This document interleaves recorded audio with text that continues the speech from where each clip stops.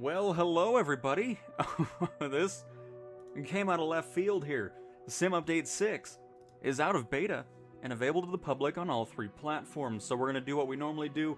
We'll kind of take a quick peek at the changelog, see what's going on there. And then, of course, we'll just kind of mess around with it in the sim. Hopefully everybody's having a fantastic Thursday. Don't even know what date it is, but man, this is quite the turnaround for Sim Update 6's beta time frame. And pretty interesting. So, Sim Update 6 is out. Let's check it out.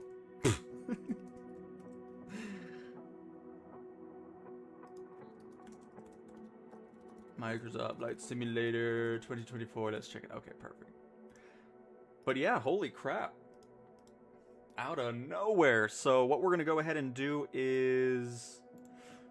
Where's the changelog at? Oh, there it is. No, that's not what I want. There it is. Alright, so let me get this up on the screen here. We'll, of course, check out this. Cool. New content and features. Overhauled the visuals of the reward screen in World Photographer mode. A notification is now displayed when a logbook entry is added to the logbook. Still never saw that ever happen in the beta, but... Guided tours are now available within their own section in the activities menu. Added an option to enable/disable mouse acceleration for cockpit and external cameras under settings, general camera, cockpit, external camera. Mast lights have been added to a large number of generic airports ranging in size from medium to XXL. Still interested to see if they made any improvements to that. As announced during Flight Sim Expo 2026, bush trips are coming to Flight Sim, which are now back in the sim. Those are the ones that were in 2020, now available in 24. Following community feedback, we added an option to start a flight without walk-around in free flight mode. Find this new option in the assistance settings. And added tooltips to the buttons of the toolbar when they are hovered over. Still don't know why this was added, but whatever, not a big deal. And stability and performance, fixed a soft lock when crashing aircraft after a belly landing, a rare random crash when ray trace shadows are enabled, fixed loading of WASM systems and improved error handling, was causing infinite loading for some aircraft, such as the ES-30. Shout out to that Heart Aerospace, their first flight with their X-1 or whatever the thing's called. Fixed frame rate cap not ignored during initial boot, was slowing it down. Reduced loading time related to buildings in some cases when restarting a flight or mission. Fixed PlayStation 5 crash occurring at specific locations due to procedural building generation. Fixed an issue where on rare occasions going in the World Photographer menu would soft lock the game. Let's see here. Fixed an issue where leaders weren't modifying their own local weather by opening the weather panel, causing a desync. Order of online settings is now consistent between platforms. Fixed an issue where changing the cockpit interaction system on consoles would not properly save the setting. Fixed an issue where changing the frequency of the ATC using the buttons present on the cockpit would not correctly update the ATC panel. Fixed the data and the fuel and payload and the EFB were not the same in the plane customizations. Fixed taxi ribbons sometimes cutting straight through the airport and over the grass. Fixed an issue where changing the text size of the game while a panel was opened and the panel could make some panels appear to be cut off. Fixed an issue where subtitles could be cut off noticeably earlier than the voiceover in certain conditions. More subtitle stuff. Moving the rolling cache location on the hard drive would not delete the relevant file in the old location properly. Fixed wrong font chosen to render text on adaptive livery. Fixed an issue where it was impossible to hide cloud weathers in free flight when not in live weather. Changed the threshold for check for uniform scale on bones. Whatever that means. Fixed an issue where clicking on remove friend or kick from group in the social panel would not correctly close the relevant context menu. Incorrect redirection could happen when ending a training and career and going into training activities. Live activity, departure, and arrival are now sorted by time. Shortcut to minimize to currently focus panel was not working. Fixed overlapping company names for charter service VIP by adding a marquee to properly display long strings. Aviator performance tags overflowing progress and gap values when new lines were added, causing incorrect vertical alignment. Fixed an issue where live button was selectable when the live weather option was off in the online settings. Fixed a small visual issue where toggle elements could have wrong style when clicking. Selected aircraft statistics could be wrong after changing the unit of measurement. Language of in-game POIs were not properly updated when changing language until rebooting the game. Fixed an issue where some world location were not searchable in rare cases. Offset of VFX particle during one frame when emitter is moving. Visibility data not displayed correctly in free flight when showing flight plan with live weather. Improved localization. Shape keys, animation not working. The order in which cameras appear in the camera panel have been fixed. Chocks sometimes being impossible to remove have been fixed. Fixed flight outro scene sometimes displaying in the air. Fixed landing tips notification sometimes appearing after taking off. Fixed an issue where the option first-person free-look speed was missing on Xbox. Fixed an issue where some input devices could be impossible to scroll when configuring the hardware. Fixed date and time flight conditions are reset after returning to the main menu. Fixed scoring on Rotorcraft CPL. Fixed search departure not updated after a free flight. Fixed display logbook. Fixed selecting a copilot not working after selecting no copilot in customize identity screen. Fixed buttons not working and input disappearing when switching from mouse to another device. Fixed an issue where changing the flight conditions was not possible when in a group. Fixed company title height being too small causing text to be cut off. Added visual feedback on drop-down menus. Fixed an issue where some waypoints could be displayed when configuring an aircraft in the hangar. Fixed an issue where the displayed fuel consumption in the aircraft selection was not following the unit of measurement in the setting menu. Fixed aircraft name not retranslating when changing language in the free flight page. Fixed rudder axis left and rudder axis right getting stuck in position if a combo action is pressed at the same time. Fixed slow mouse movements being unrecognized in analog actions. Added morph target animation system. Fixed tow plane request key event always spawning a winch regardless of the selected launch method. We actually saw that yesterday when we were messing around with the glider. Fixed inaccurate cloud ceiling displayed on airport departure and arrival cards. Fixed favorite aircraft names overflowing their container by adding a marquee for long text. Fixed an issue where city names disappeared after certain actions. Fixed taxi ribbon display before announcing taxi. Fixed an issue where some POI markers were not using the selected language. I thought I read that already. Legacy fauna POIs are no longer searchable on the world map, as these were not matching with the new global fauna system. Fixed taxi ribbon sometimes leading to wrong hold short. Fixed an issue where in-game panels could blink in certain conditions. And fixed taxi ribbon sometimes taking long detours when taxiing to a parking spot or to the start of a runway. During the public beta of SimUpdate 6, we tested AMD FSR4 upscaling and frame generation. For the final release of SimUpdate 6, we reverted to FSR3 due to incompatibility between FSR4 frame generation and rendering to multiple windows. We are working in collaboration with AMD to fix this issue in the future SimUpdate, or in a future SimUpdate. Note that FSR3 is the same version of AMD FSR that was used in SimUpdate 5.1. Added DLSS 4.5 support used as default native upscaler, and dynamic frame generation with in-game VSync support. Improved texture LOD popping inside the cockpit, fixed Raymarch shadows at far distance, and AMD FSR version is now displayed according to your GPU software. Oh, alright, backwards compatibility bug fixes, fixed blurry secondary aerials in certain areas. For aircraft, fixed an issue that caused some cockpit interaction to have a reduced hitbox. Fixed an issue causing the fuel lines of the 172, the AT-802, the DA-62, and the ES-30 to be oversized, causing the aircraft to take longer than it should to shut down once running out of fuel. Fixed an issue causing the camera array node collision to not work properly, which was used by the F-18's HMD to hide it when looking at the F-18's cockpit and instruments. Fixed snow on cargo loads. Fixed an issue causing the AS-21 transponder SIM attachment to be too dark at night, and prevented the G-force lock effect and structural damage crash due to speed from triggering when in active pause. Then we have a bunch of fixes for a lot of the aircraft. Ooh, nice.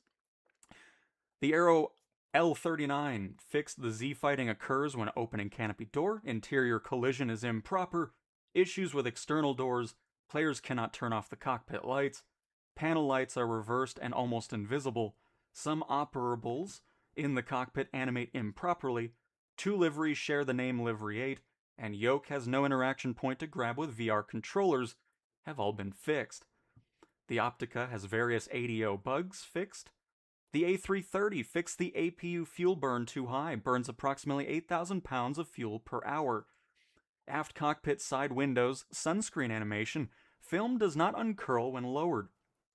The A330 TCAS warning permanently active with live traffic never clears, and when sending a flight plan from the EFB to the FMGS, the cruise flight level is confused for flight altitude, have all been fixed for the A330. The Beluga fixed when sending a flight plan from the EFB to the FMGS, what we just read, has also been fixed there. The H125 fixed an issue causing a few warning lights to be active after an auto start, and fixed an issue preventing the H125's collective to be operated with a mouse while in VR. Bunch of stuff for the 225. Ingestion issues, players unable to shut down the aircraft after going through a mission. Snow passes through the fuselage of the aircraft. NPCs can be shown clipping into each other during boarding cinematic for flight seeing and passenger boarding. Fix the Barrow uplimb CRS and DH knobs will not change value on the flight and navigation display. RH and LH fuel cutoff handles and fire extinguisher buttons do not operate fuel shutoff. Aircraft continues to run despite fuel starvation. GPS RNAV providing only ANAV and no lateral guidance. Auto start triggers gov lights and NR phatic failure on engine instrument display. When skipping a segment mid-flight or respawning after crashing, the Airbus H225 will have throttle set to 0. Issues with stickers, missing visual helper for cargo door and pre-flight inspection checklist. All seats do not have collision. ECS system cold-hot toggle not staying in selected position, and other players' landing gears are not visible in multiplayer, have all been fixed for the 225. The Albatross, holy moly. Mike Johnson does not hold back on getting things fixed on that. Critical fix workaround for new SimUpdate 6 audio clipping popping bug when playing legacy sounds. The Subo has reproduced and logged it, but it likely won't be fixed until SimUpdate 7.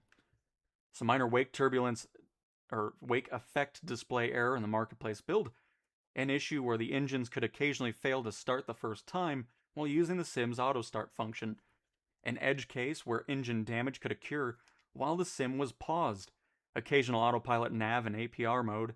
Control issues in the HU-16 when using legacy avionics. Several issues with engine oil temperature behavior. Several bugs with the emergency hydraulic system for flaps and gears. Incorrect smoke effect timing during manual engine starts and improve their overall realism.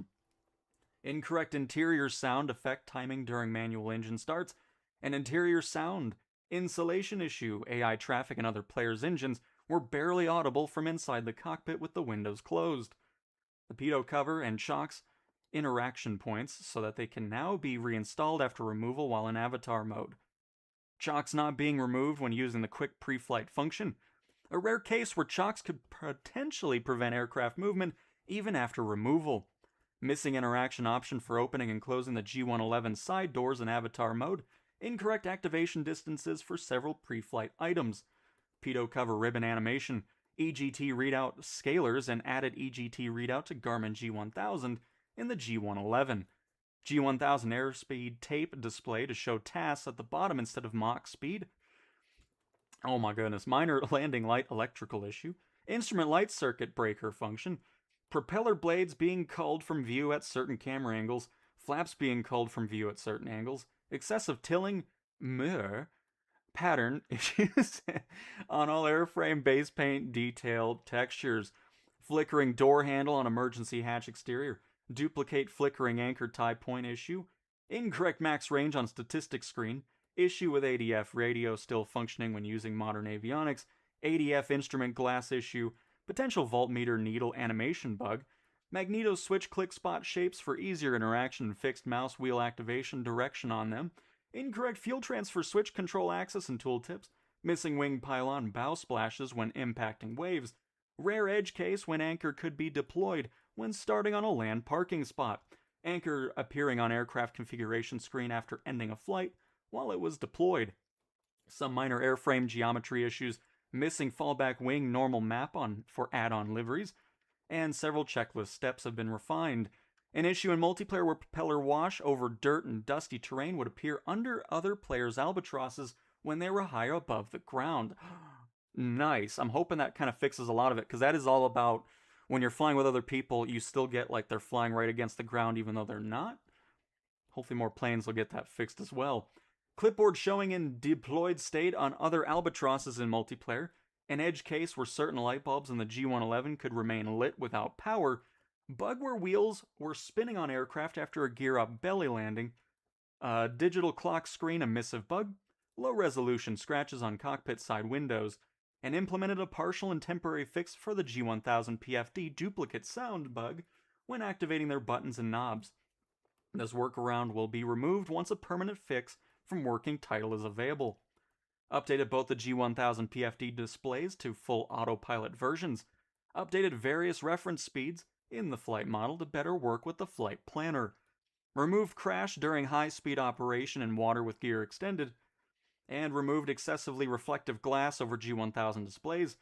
Removed nav GPS source switch on the HU-16 due to state conflicts with the GNS 530 and TDS GTNXI CDI source controls, and removed the G1000 yaw dampener function, have all been fixed on the Albatross. What an absolute changelog that was. Goodness gracious. Archer Midnight inverted joystick controls with VR controllers. Passengers during boarding cinematic have their head go through the wing, and flight seeing passengers boarding cinematic can show the NPCs walking through the vehicle adjacent from the aircraft have been fixed. The pit's yoke is uninteractable in VR has been fixed, and the aircraft's interior disappears at certain LODs while in external showcase camera views.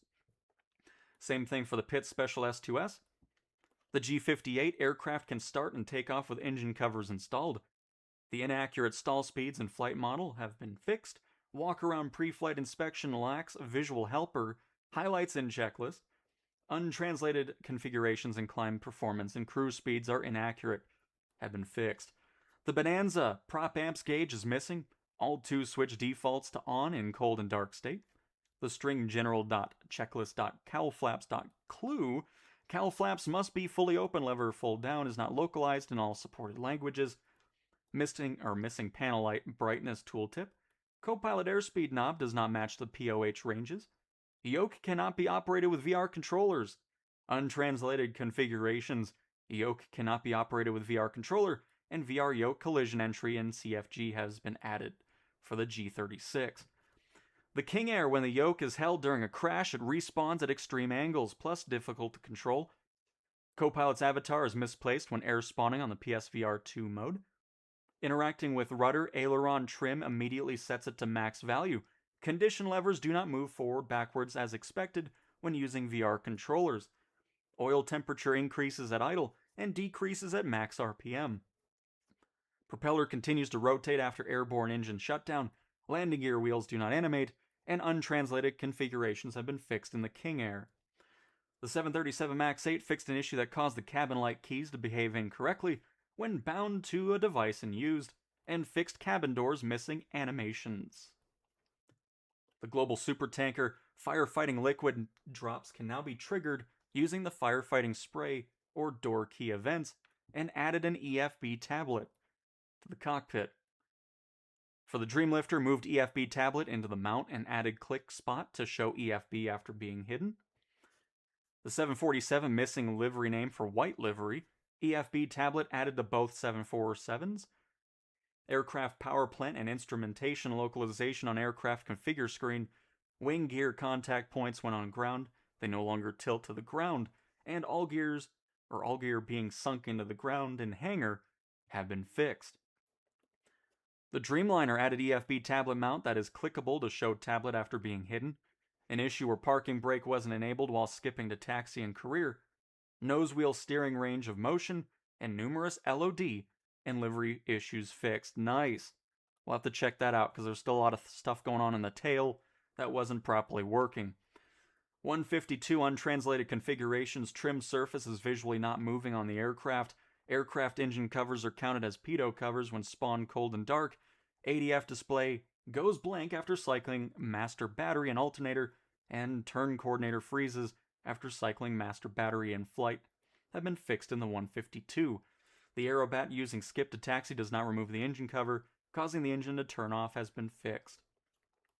The 172 Skyhawk, fixed display of an empty not categorized main category in the control settings, and the G1000, same thing for that. The Sky Courier, aircraft warnings and cautions repeated twice on both PFDs. The string aircraft tooltips title instrument push swap frequencies is untranslated in Polish. Tail number is partially cut off on several liveries. Step to turn on aircraft generators alternators missing from checklist. NG percentage on right engine number 2 repeats left engine number 1 NG. Untranslated configurations. Some switch actions are inverted when operated with mouse wheel, and total fuel indication does not match tank quantities, have been fixed with a Sky Courier. The CJ4 citation, issue where co-pilot yoke stand appeared disconnected from the floor, door stairs parts showing through the cabin door when viewing the closed door externally, large optimization of aircraft models and textures to import... Yeah! Can I finally use this? Because man, the citation sucked with performance. That's great to see. An issue where the effect of a landing headwind would not be correctly factored in for approach performance calculations, increased the maximum brightness of all displays, and made brightness control linear. Made the EFB tablet mount clickable to be used for showing tablet after being hidden, and a bug where the CJ4 could sometimes load the 747 cargo mod. What? No. Okay. The Longitude. Fix the following control bindings to work correctly. Open aircraft doors, close aircraft doors, set aircraft doors, close aircraft doors crashing. An issue where the aircraft doors did not open during the passenger boarding cinematic and career missions. An issue where passengers were clipping into each other in the mission boarding cinematics. Enabled the altitude compensated tilt feature of the weather radar. Added EFB tablet to the cockpit. And the all lights toggle, logo lights set, and toggle logo lights key events now behave properly. I'm so excited about the CJ4. We're going to be testing that out for sure. The Cirrus SR-22 added the EFB to the cockpit. Cargo not loading unless every wait station has some load applied. Passengers clipping through each other in vehicles during career boarding cutscenes. The standby instruments being excessively bright. Flap position indicator lights not working. The dirt effects on the landing gear. The keyboard number buttons never switching between blue and white mode. Missing autopilot indicator lights. Missing audio panel indicator lights, passenger air vent knob animation, and passenger animations and missing boarding cinematics have been fixed for the SR-22. The Cirrus Vision Jet fixed an issue in career where passengers were clipping into each other. Enabled the altitude compensated tilt feature for the weather radar. Added EFB tablet to the cockpit. An issue where ATC did not speak the correct plane type when communicating with the Vision Jet. The PFD cast display now hides the out-of-view message when there are no out-of-view messages, and updated safe return feature to improve destination selection and routing, and to improve management of landing gear, ice protection, and braking. Speaking of safe return, this no longer needs the workaround where you hit the button, it doesn't do it, you have to turn it off, and then hit it the second time. It should now work the first time you push it every time. The NX Cub yoke has no interaction point to grab with VR controls. First flight and flight seeing missions crash the title. Passenger navigation graph weight. And cruise and approach flight speed set wrong for the NX Cub. The 930, same thing with the doors. An issue where the aircraft doors did not open during the cinematic. Enabled the altitude compensated tilt feature for the weather radar. Added EFB tablet. And an issue where the part of the front door window was not correctly animated with the rest of the door. The Diamond DA-40NG untranslated configurations. Plane spawns without any default seats or cargo payload. Fuel transfer rate is too fast. Brakes too weak. And fuel transfer indications not working. The Diamond DA-40 canopy handle not working to open and enter exit aircraft. Fuel transfer indications not working. Untranslated configurations. And aircraft engine covers are counted as pitot covers when spawned cold and dark. The DA-62 fixed alternators and battery flickering and using a starter. The DV-20 untranslated, and co-pilot model misplaced. The Goodyear blimp fixed no smoking and seatbelt signs are not present in the aircraft. Water balance or ballast is in-op. Backup G5 aspect ratio is wrong, leaves blank area at the top of the screen and stretches image. Fixed various electrical systems can be powered on with no power source. Generators provide power despite engines being off. Note, they power the avionics displays even with avionics switch off. Overhead panel push button status lights are illuminated at all times. These should only illuminate to indicate fault on status. And fixed several items are not highlighted by visual helper. The A5 taxi and landing lights can be turned on without power, and rudder pedals eye icons are not pointing towards the pedals. Joby Aviation state of door operation reflects the current user only in multiplayer, or marketplace possibly. The PC-12 is wrong variant and has no cargo inside the aircraft while in career, and when in external view some sound effects are very loud and don't seem to be localized to the world. The PC-6 fuel system valve on loading flight files in career mode, unstable flight after back on track on final, and smooth dampening of the G950 float variant. Got some stuff for the glider, cockpit door handle tooltips missing, untranslated, missing tooltip for speed brakes lock, instruments for interior camera setting appears twice, skip to taxi causes the parking brake to be set off, and aircraft is able to take off without taking any covers off. Some stuff for the Robin, model performance optimizations for both of those. The Robinson 66, no ICAO data defined in aircraft.cfg, bad multiplayer matching. Performance exceeds POH charts for IGE and OGE. Impossible to spray after back on track with spray on. Panel light intensity is not functional. Multiple tooltips are not translated to Polish. Multiple strings of lockpack files are not translated for multiple languages. Untranslated configurations. We already know about the velocity, we've done a lot with that. Erratic aircraft behavior when spawning at parking spot. CDI radial is not updated after a takeoff without passing on the runway. A player cannot control other players' visual rotors in multiplayer. Aircraft is not available in career due to it not having any specializations or certifications. Aircraft moves at inconsistent speeds. Aircraft spawns turned off at air start. Tooltip error for the position holding mod. Missing animation. Showcase fixed view external 2 clips inside the aircraft's model. Requesting route from avionics does not work. Auto stop and auto start. Shortcuts are not working. All operables, with exception of lights and soft keys, are in-op. Aircraft does not appear to accelerate, decelerate when increase-decrease throttle commands are used. The player is not able to roll the aircraft. Propellers do not animate. The aircraft has no sound effects in multiplayer. Loudness validation failure. GPS CDI does not show the good heading. Propellers does not have spinning animations. All propellers are misaligned. Requesting route from avionics doesn't work.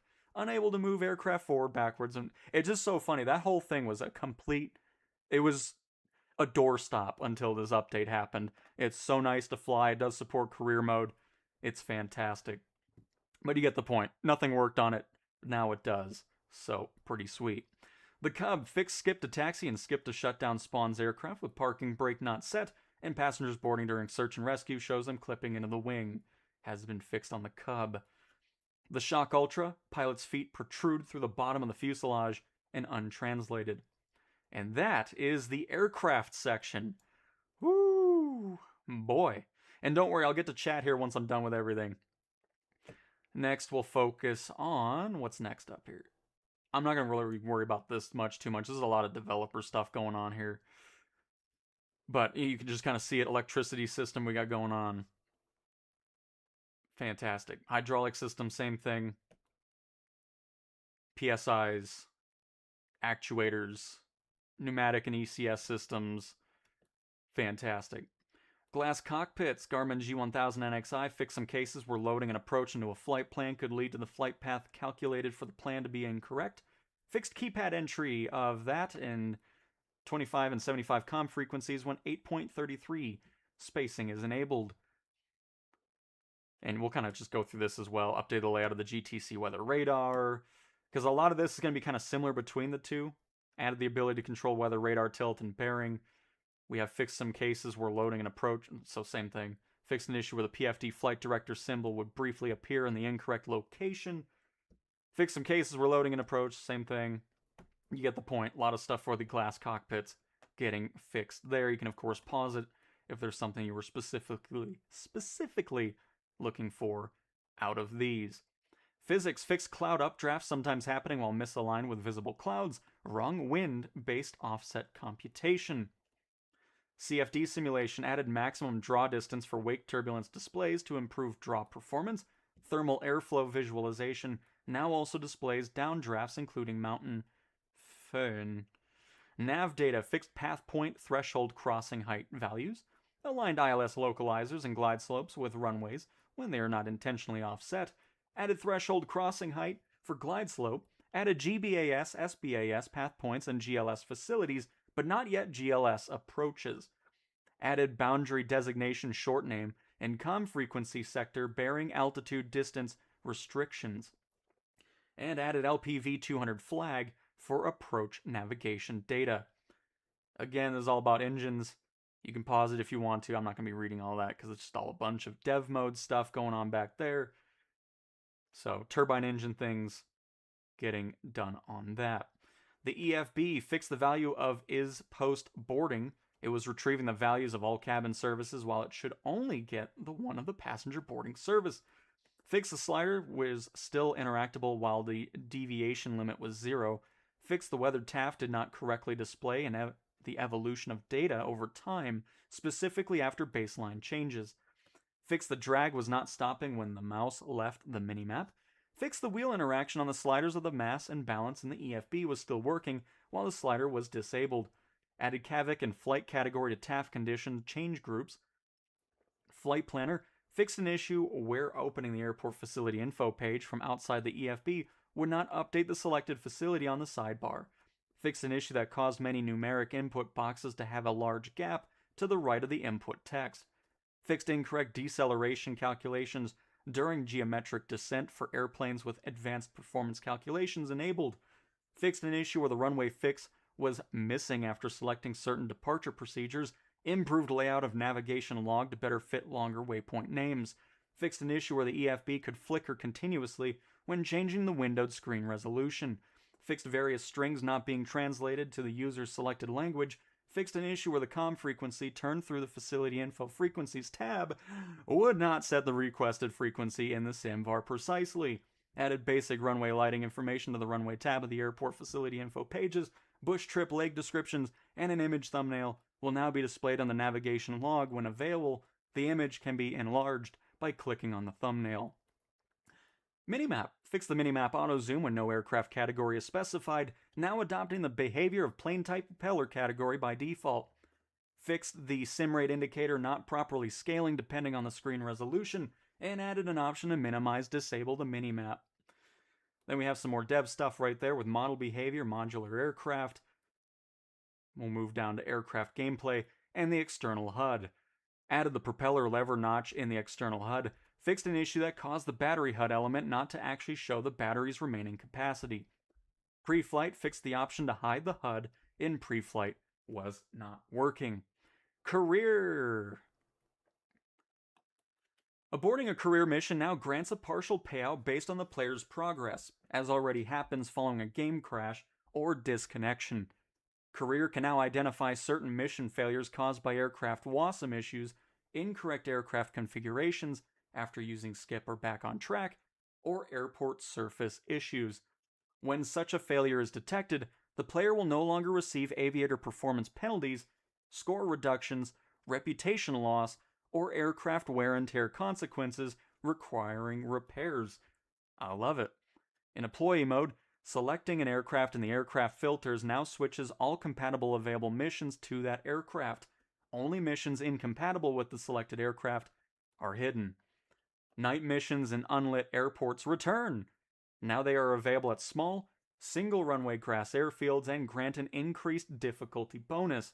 Mission briefings now include runway lighting information and clearly highlight the additional difficulty. Runway lighting has also been fixed at 742 airports. The presentation of mission payouts and bonuses before and after career missions has been updated to make them clear and easier to understand. Replaced no skip bonus with skip cost and mission reward screen, and change how it is calculated. Added more missions available at night in live weather and live time. Added a warning icon and extra rewards on missions that start or end at night on a runway with no lights. Added location info and all companies' fleet overview, and added a button in the briefing page to display the information of the departure or arrival runway in the EFB. General bug fixes. Fixed an issue where skipping step could be unnecessarily grayed out in career mode. Fixed aircraft sometimes spawning on the ground when launching the altitude pitch training from career. Fixed visibility and wind information discrepancy between world map and briefing information. Fixed an issue that sometimes incorrectly set the turbine engine rating briefing. Fixed rotorcraft orientation when teleported at an helipad. And fixed missions sometimes failing when using showcase camera. Missions added a notification to warn the player if they are trying to take off with the doors open. Removed out of boundaries and away from flight plan failure. Yes. About time. So that's fantastic. Now, you don't have to stick within that mileage of the flight plan you get. You can kind of do what you want to do without the mission failing. I like that. Remove prohibited airspace aviator performance penalty. Also like that as well. Just, it doesn't add anything. So that's great to see that that's gone. Fixed rotorcraft shutdown for electric engine. Medevac fixed the hold short marker position after a reroute. Fixed an issue where the airport selected for rerouting was always the same. Fixed an issue that caused the flight plan to be deleted when an IFR flight was cancelled. Fixed the flight path gates and waypoint marker confusing behavior when switching to the new reroute flight plan. For passenger transport airline, fixed aircraft damage scoring, which sometimes didn't trigger. Skydive Aviation added altitude step during climb. World fixed force active LOD not working correctly with instanced models. Fixed rare blinking issue with instance models. Helipads fixed helipads tin adjustment for City Update 15 and World Update 22. Helipads US Bank Tower appears to be sunken into the ground have been fixed.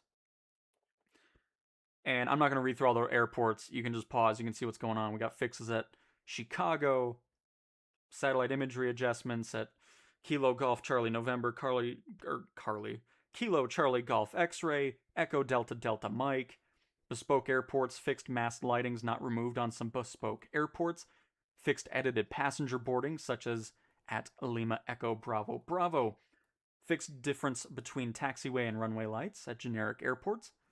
Glider airports fixed tin adjustment for World Update 22, and glider airports of Arnbrook Airport, aka Echo Delta November Bravo, receiving penalties following the objective. Vegetation improved normal map of Pinus sylvestris and Pinus pinaster and Artemisia tridentata. I'm sure that's how you pronounce all that, but that's been fixed. Very nice. Traffic, air traffic, fixed live air traffic planes disappearing instead of starting to... Okay. Fixed live air traffic planes disappearing instead of starting to push back. There we go. Marine traffic. Standardized marine traffic boats orientation. Added filter for bad online data. Changed choosing boat filter. And changed delay before ships move. My Library fixed an issue that would prevent some downloads to not be possible to cancel. Updated the default filter of the installed tab to take into account the last installation date. Added a button on the package folder transfer ongoing notification to check the progress of the operation. Fixed a freeze that could occur when canceling a lot of downloads, and added a loading screen during the process of canceling downloads. Looks like we got a lot for virtual reality here, folks. Fixed an issue where the player view would move before the fade out when exiting pause and the photo mode in VR.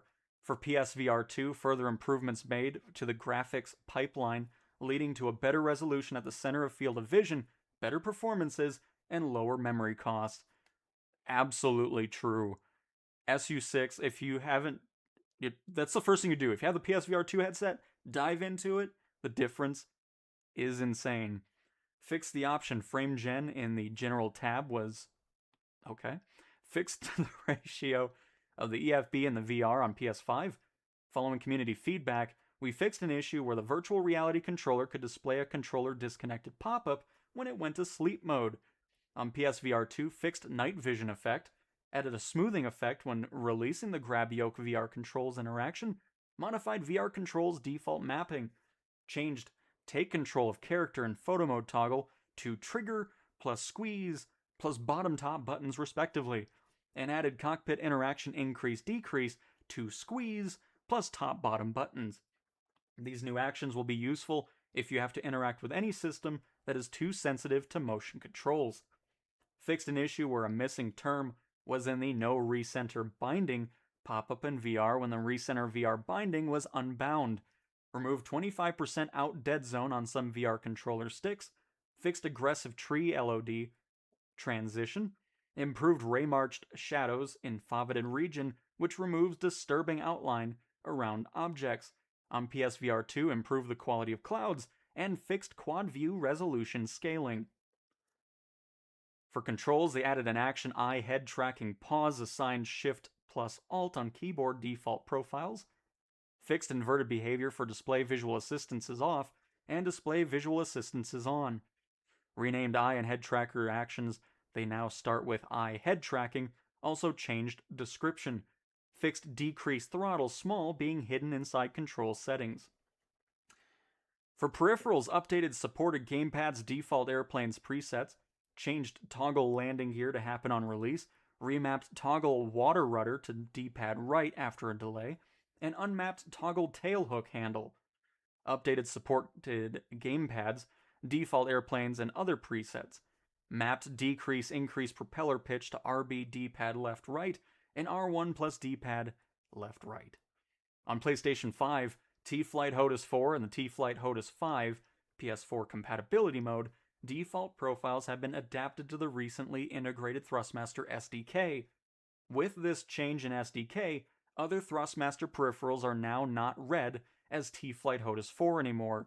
However, custom input profiles from previous versions to SU6 aren't compatible.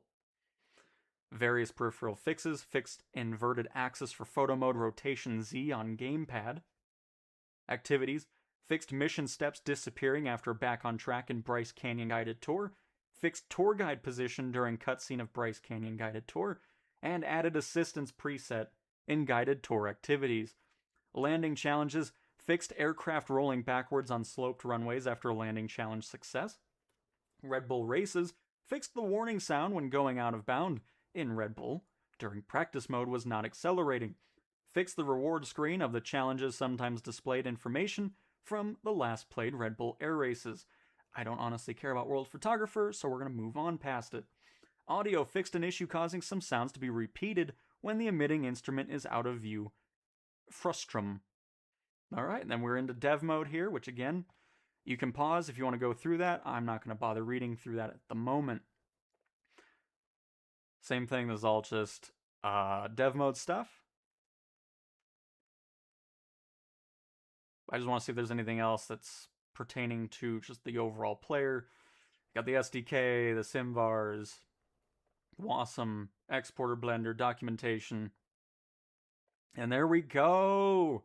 43 minutes later, we've gotten through the Sim Update 6 changelog. A lot of great changes in here.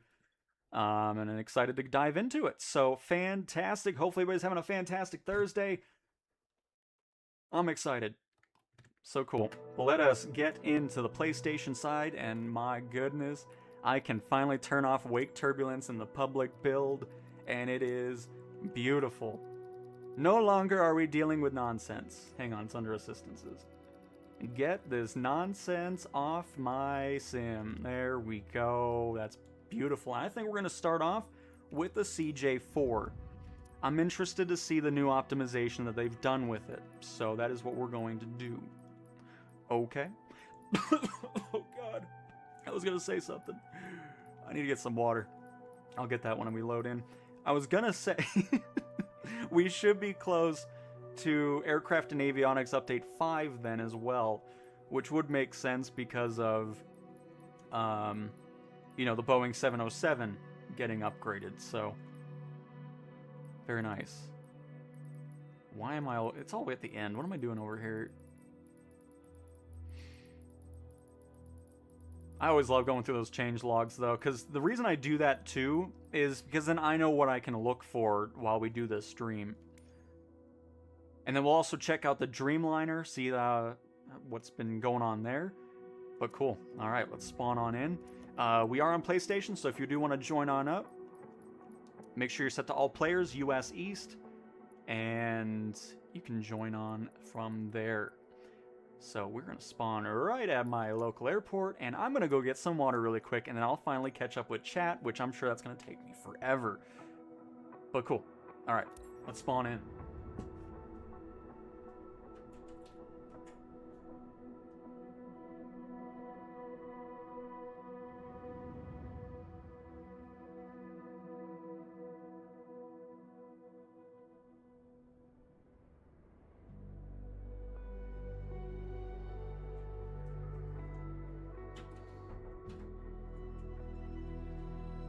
Ooh.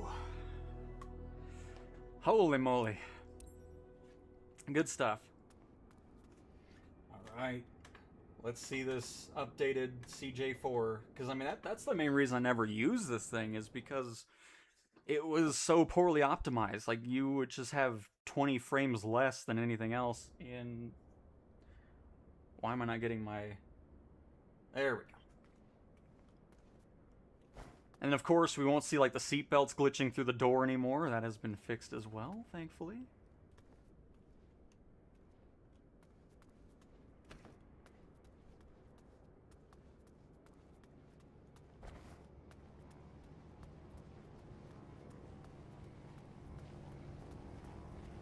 It's Kiwi in the Wilga that doesn't show up until you're like 2 feet away. Hopefully they fix that.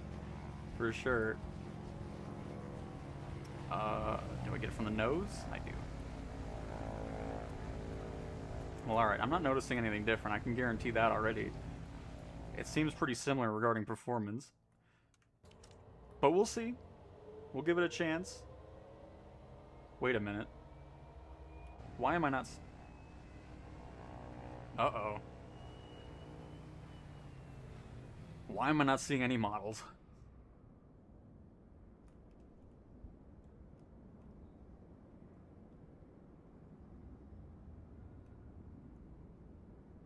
Okay, I'm seeing the citation, but third-party stuff I'm not seeing. Okay, something to keep in mind. I didn't restart after the update, which is probably a bad idea. Because, you know, like I always say, whenever there's an update, do it, get to the main menu, and then restart the sim. Because you'll always run into some weird things after a... Oh, there it is. It's showing up. Alright.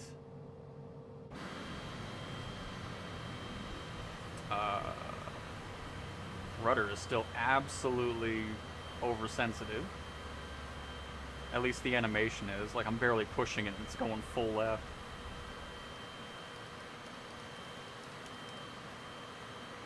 I'm also seeing shadows through the windows under the plane. So yeah, the citation still isn't anywhere perfect. I don't know why I'm seeing this shadow. Okay.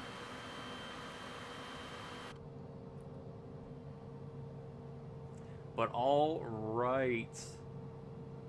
No, there's no new aircraft.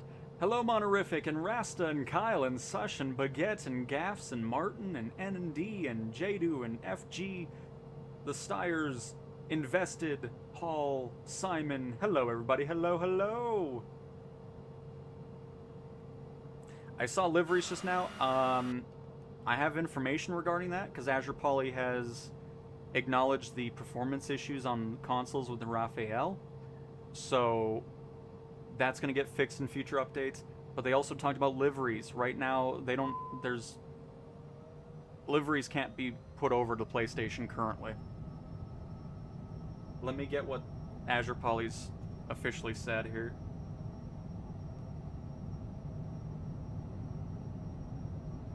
They said, by the way, I'm not paying attention to this thing. It's twitchy as all be still. Doing good performance-wise, though, which is nice. At least so far. We'll see if it continues. But they said, regarding additional livery... So this is from Azure Poly. Regarding additional livery packs, we are aware that they are not yet available for the PlayStation 5. Livery packs are not yet supported on PS5, and we are currently waiting for further instructions from Microsoft regarding how they can be made available on the platform. So, currently, I don't see livery packs coming soon on PlayStation.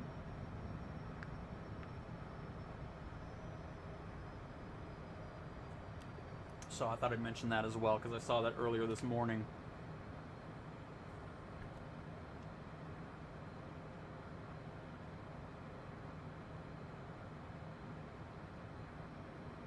Sorry for the plan. I'm trying to look at chat here.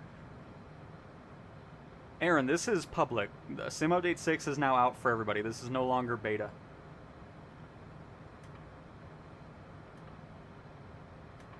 Which this is the... I think this is the fastest Sim Update we've ever had.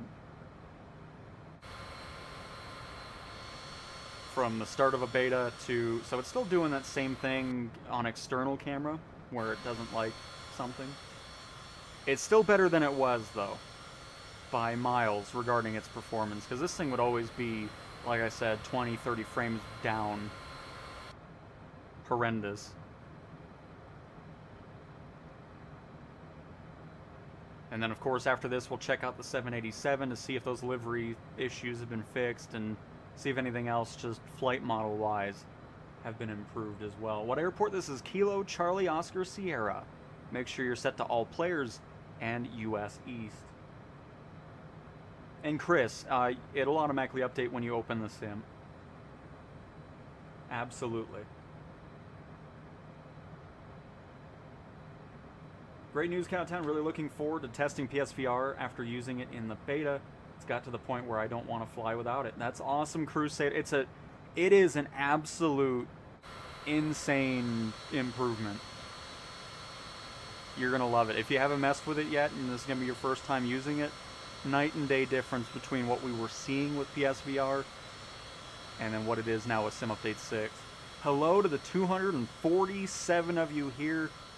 If there's something you want to see specifically that we read through, I'll try to get through as much of it as we can, because we're not going to just focus on one plane. We'll kind of run through some stuff and all that. And of course, if you're on the PlayStation and you want to fly along, you can absolutely do so. We're in Colorado Springs doing our testing here. And Rasta, hello!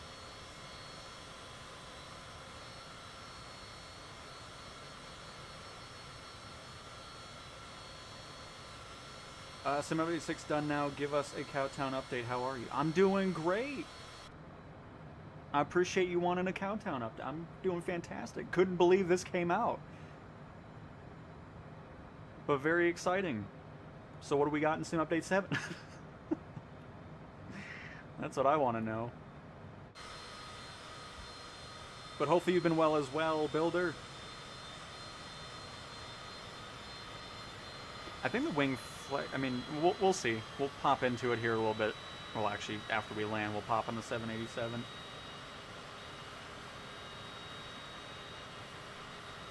And KG Moose, yep, this is PS5 Pro gameplay that you will be seeing today.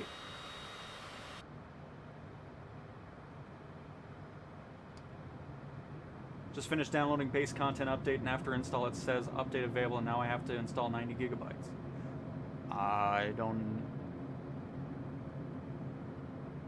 I'm assuming it's like PC or something, because I don't know why it's 90 gigabytes. The Sims 30. Can you zoom in and out of the map on the display in the cockpit now, because you couldn't do... On here?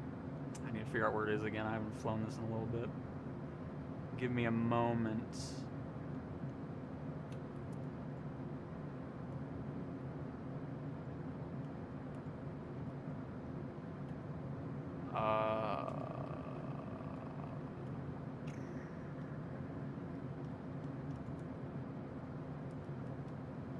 Of course, we have the weather tilt. No, I guess not in this one. I know we have it in a few.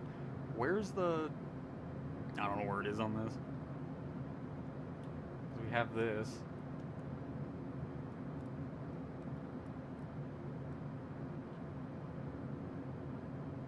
Does the C-17 load cargo?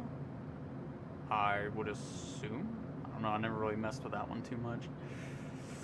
Well, I'm not seeing any other dials to mess with here. I don't think, I know this isn't touchscreen. Here, let me get the landing done here. That way we're not just sitting here.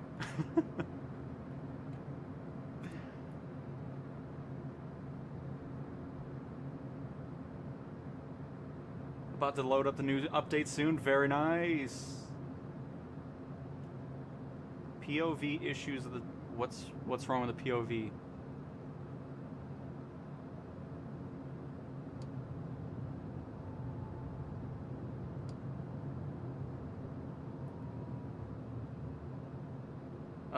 Let's see. I just got my tooth pulled out, just relaxing and watching the stream. That sounds absolutely terrible, Kyle. I'm glad we could be here to help out and give you some entertainment.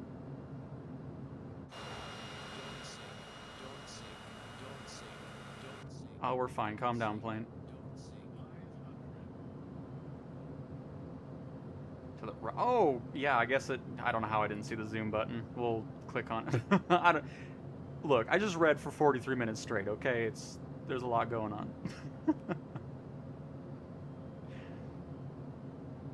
And then, of course, the generic lighting now. Before, a lot of airports would just be dark if they weren't handcrafted. That's now changed.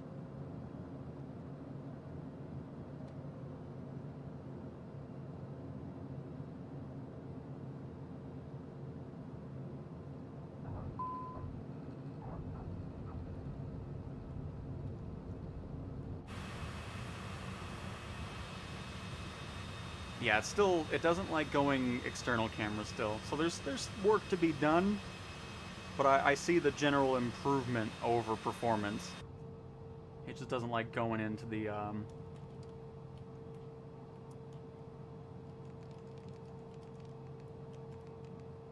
the answer is no. It's animated, but I don't see it doing anything. So that is the answer to... What is that the... Oh, it is the 747. Alright, so there's that. Let's hop into the 787. Well, no, first, hang on. I still don't know what's going on with the 777 regarding POV. Unless we're talking VR. If we're talking VR, then I'm not going to bother with that on the stream. Just because you don't get to see that nice view that you get in the headset. Because the playback through the screen looks just weird. I'm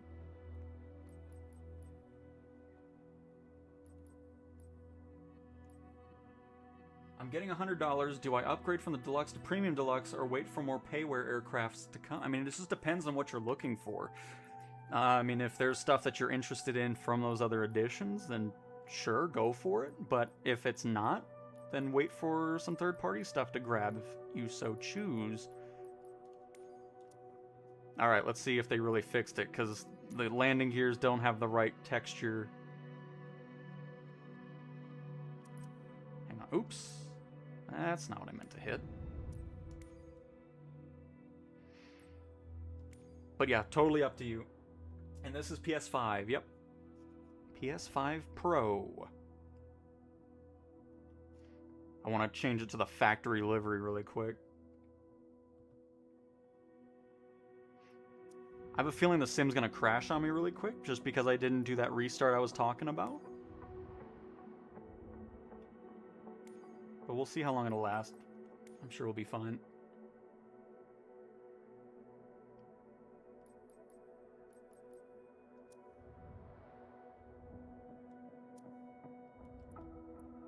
Alright, let's see if anything... We'll just spawn on the runway, because I want to just do a quick check to see if any of the major issues that I've run into personally with the 787 are still a thing. Especially the gyroscope holding L1, making the plane pitch up, and all that weird nonsense.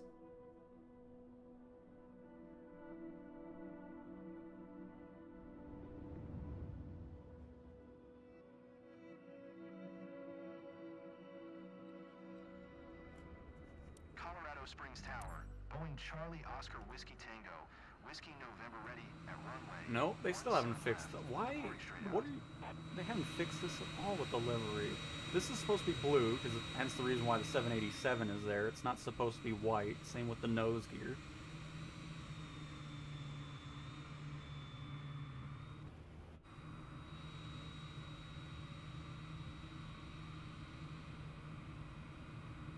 Looks like they fixed the tail issue, though. And the weird LOD on the elevator. That doesn't jump up and down anymore. But yeah, it's just so... Oh, I still see something... Oh, that's not the plane's fault. I'm in gyro mode. Alright, anyways.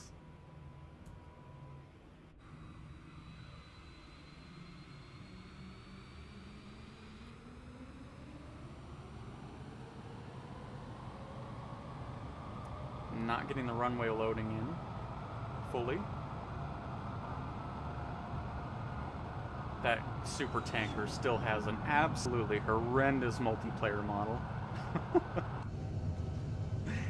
Oh, crap, man. Ooh. Here. I'm gonna do something really quick. What I should have done before I even did anything. I'm gonna restart, because those are the types of issues I'm talking about, and why I highly recommend after an update to the sim, regardless if it's beta or public, get to the main menu after the update and restart. Because you'll run into stuff that you just never see before, and I want to do a restart there, because I don't know what was going on with that. But I highly doubt we'll see it when we respawn.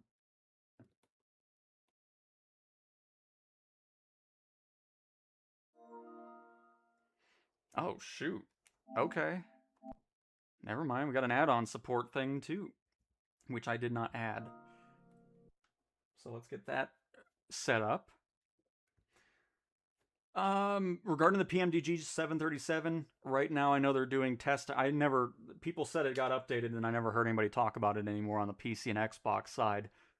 But once that all gets situated regarding nav data and everything with the 777 that's out, then I'm sure the 737 will be quickly followed behind that from PMDG.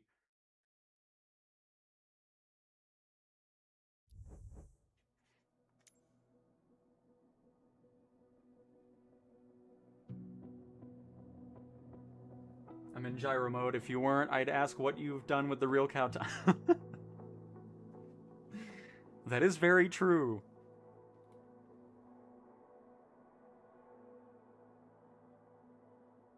But very cool. Hello to the 285 of you here. Hopefully you're all having a fantastic Thursday. Happy to have you here. If it's your first time, if it's your 100th time, welcome. We finished up wrapping, going through the changelog in the beginning of the stream. The first 43 minutes is that. And then, of course, we just checked out the CJ4, which has seen some improvements regarding its performance and optimization. Now we're going to test out the 787. That's seen some tweaks as well. I'm interested to see if anything flight model-wise has been improved with it.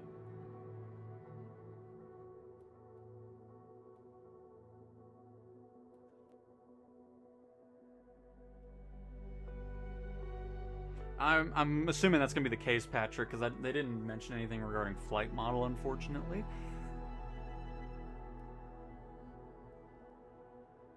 But perfect. So again, anytime this sim gets updated, make sure you get to the main menu and immediately restart the sim. Because the chances of you running into something really weird is high after an update. Do I have the 737? I do have the 737-800 because I bought that when it originally released, and then it released and didn't work. It still doesn't work now because we're still waiting for that update. But I have that in the 777F, of course. I'm not going to buy the 777 from Captain Sim. I don't have any interest in that developer. So, you will not see anything from me regarding that. There we go. See how much better the loading is now? Those are the types of things I'm talking about. Like, you are going to run into weird stuff if you don't restart after an update. Yes, go ahead in front of me. I'm fine with it, because you know why? Because we can turn off that crappy multiplayer wake turbulence now, and I couldn't be happier about it. All right, why are we? What's going on here? Okay, then I'll go. I thought the 747 was. Oh, look how nice! Look how nice! We're not flying all over the place. Oh, it's so good. I'm so glad I finally have that setting in the regular version. Well, actually, still getting some of that low LOD. Is this just a 787 thing going on here? Because I don't know what's. It's not happy. It's not happy at all with the 787. Because we were fine with the citation. I mean, it wouldn't surprise me if this was a. Holy crap, this thing's twitchy too still. I'm definitely yeah, oh, it's not loading anything with the 787. That's hilarious. It's just now starting to do so. And a memory. Oh, don't be starting that. Do not be giving me a 5 release again. Is that because of the tanker? I'm just gonna spawn into something. Let's spawn into the 777. Getting memories of 5's release. I do not need to see that.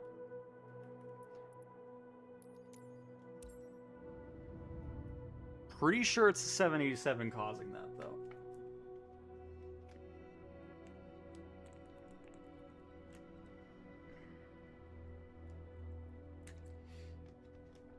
Oh, it is. The 787 is terrible. It's my least favorite aircraft in this entire sim.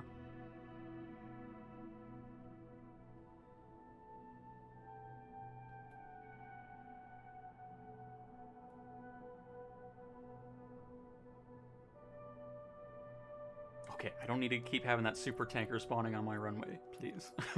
Goodness gracious. I wonder if the super tankers, I don't know, oh my goodness.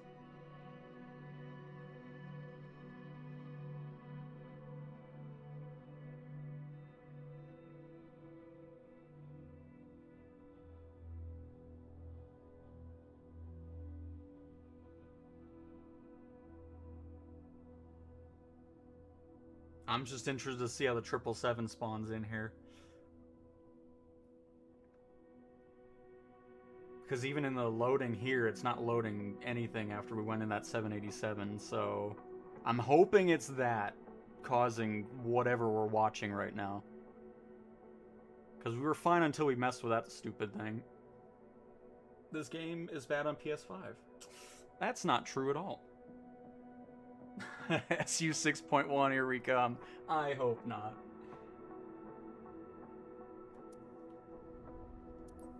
Alright. Hang on. We're in testing mode already, folks.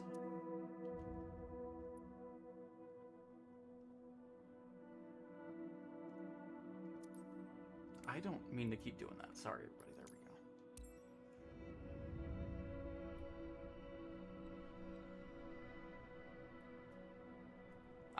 I'm glad it helps out, Builder. I mean, there's just some developers you do not need to spend money on. It's as simple as that.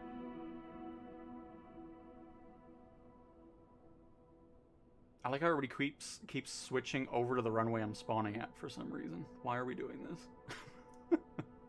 I think the 787 jacked the sim up. I'm going to be honest. So, unfortunately, I'm going to have to restart the sim. And we're not going to pick it. I just want to see how it's handling airliners. Because I don't want this to be another 5 release thing here. It's making me a bit worried.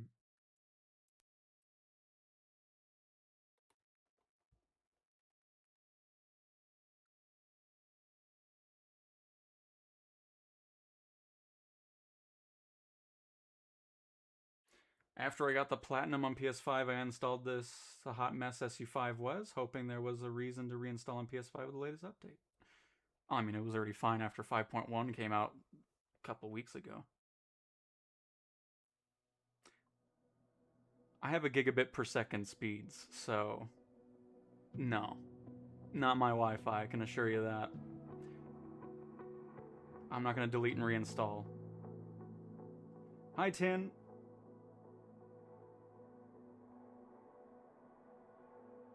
And Whiskey, hello!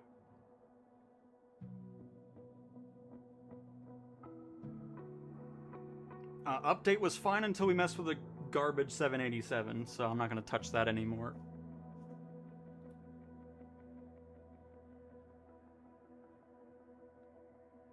I mean, if you're using the T-Flight and all that type of stuff, SDK stuff did change with it, so you might have to redo buttons, possibly. I don't really know the whole thing about it. I don't have one personally, so... But we did read that in the change log.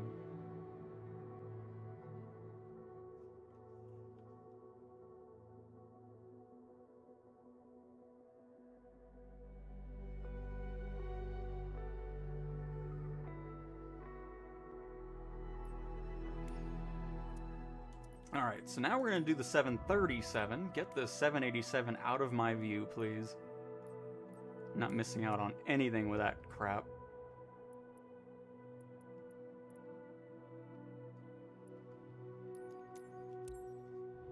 There we go. Everything looks nice and normal now. And we should load in within 10 seconds.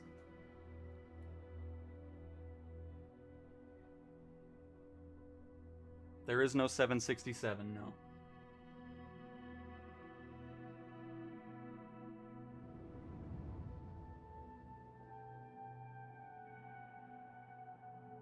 Hey, Skywalker! Colorado Springs Tower. There we go. So yeah, it's the 787. That's no loss.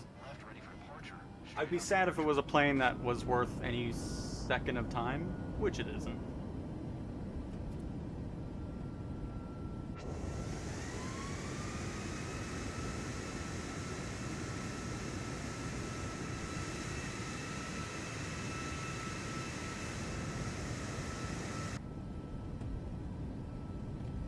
We're not losing our textures. My runway's still broken, though.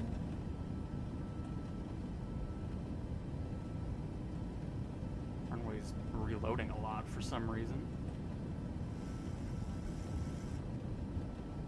Why is that reloading so much?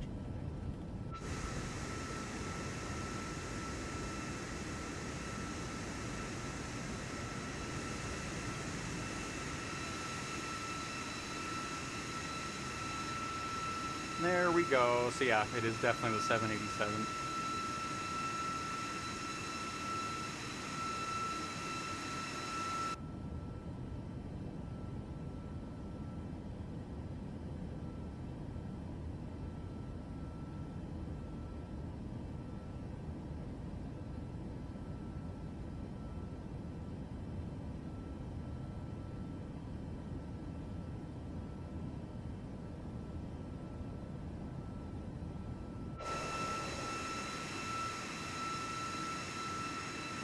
Very nice. Had me worried there for a second, but not shocking that it was because of that 87. Not surprised in the slightest.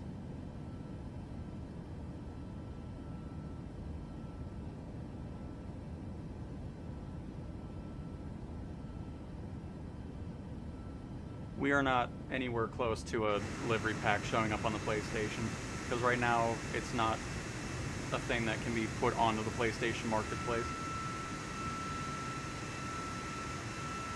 That news came from Azure Poly. Oh yeah, I copied you. Colorado Springs Tower. Boeing Charlie Alpha, Oscar 958. Frequency change.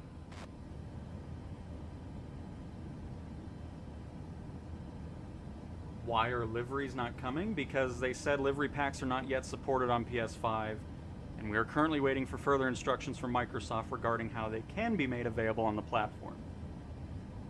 That is why.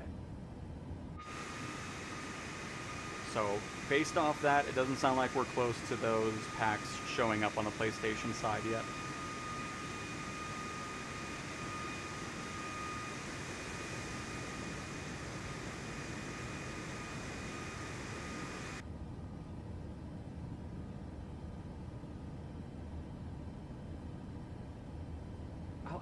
I literally, what in, oh, never mind.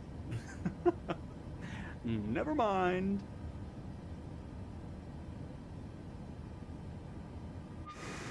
get a nice little landing going on. What the heck was... Oh, they're gone. Whoever that was.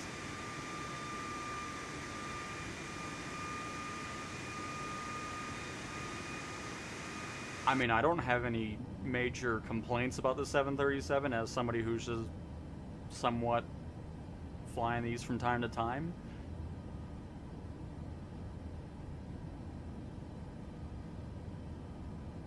So, as long as it's an enjoyable model to fly, unlike the 787, I don't have any complaints. And Crazy Man, this is Kilo Charlie Oscar Sierra is the airport we're at on US East servers, with all players set as the condition.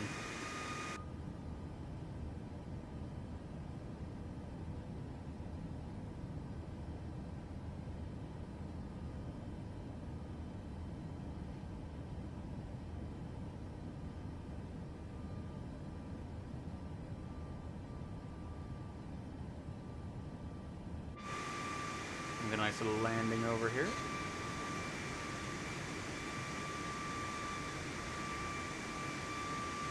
IC-17.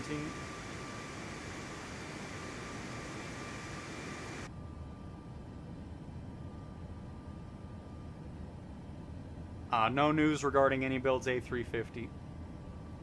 Obviously, Any Builds is now in the marketplace, so I'm sure it won't be too long until that does happen, but no timeline for that. Hey Drum, I'm doing great. Hopefully you are as well. Welcome. Welcome everybody again to the 270 plus of you that are here.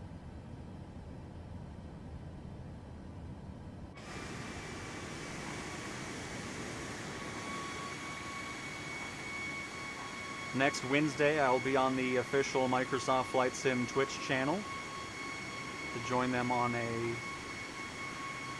flight over there. That'll be on next Wednesday. Hope to see you guys there. We'll be on the PlayStation. So if you wanted to join up on there, we'll be flying over here.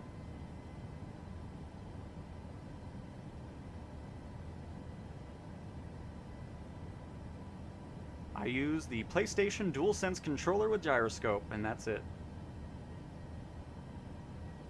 3 new planes. Oh yeah?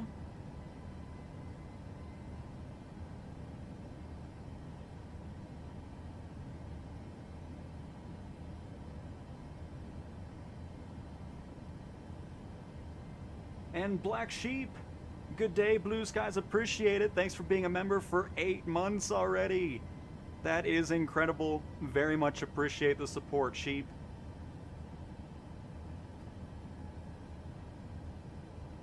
And yep, Snow, we talked about that. I'm glad to see it. Don't sink. Don't sink. I'm so far off this approach here. Don't sink. Don't sink. Don't sink. Don't sink. What update is this for? It's a sim update. These are the major updates for the sim.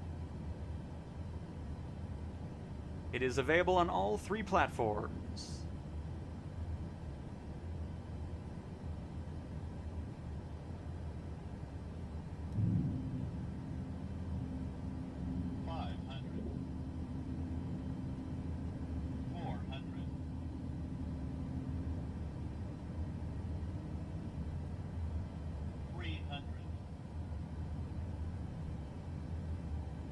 Springs Tower, Exejet Tree 54, 11 miles north, inbound Arnav Zulu runway 17 right approach.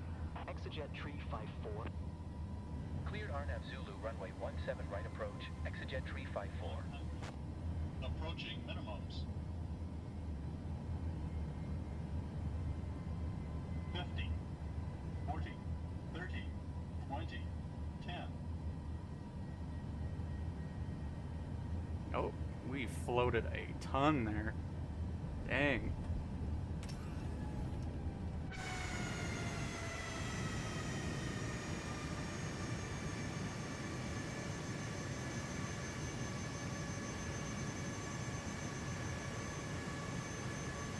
But very nice. And there's the 707. Oh, look. Oh, that's actually kind of. Look at that. Nice. New Alaska with. Oh, I guess this is not even New Alaska anymore either.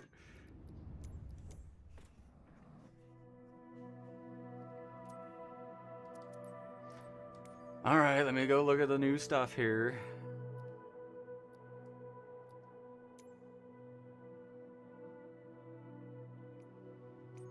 Oh, there's 4 new things.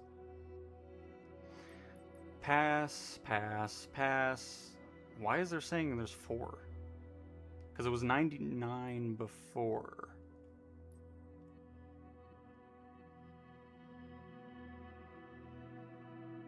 Weird.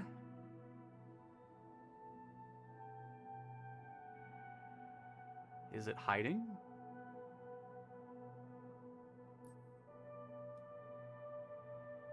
Yeah, I don't know what the 4th item is.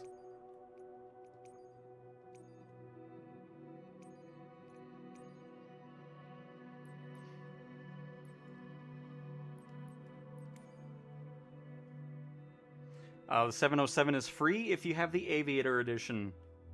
If not, it is... what, 15, 10 bucks?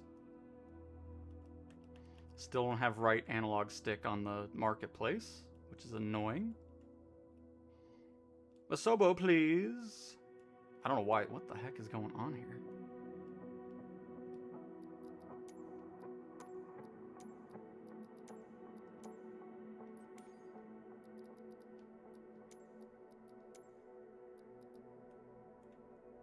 Well, yeah, so there's that. Oh, the 225 can be purchased. Oh, okay. That explains why I don't see it then. Why is it still labeled as hype performance? They don't even make it anymore. Or did they get back on the... because I thought it was any build doing it now. Huh. I guess we'll fly that around here next. But, yeah, no interest in anything that came out today. So, I'm moving on from that.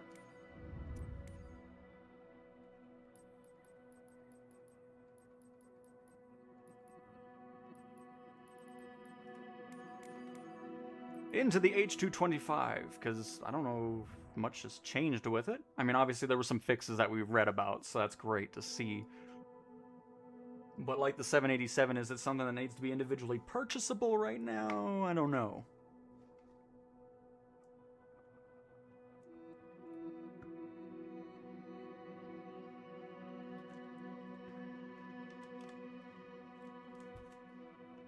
Uh-oh. Don't soft lock me in configuration, please.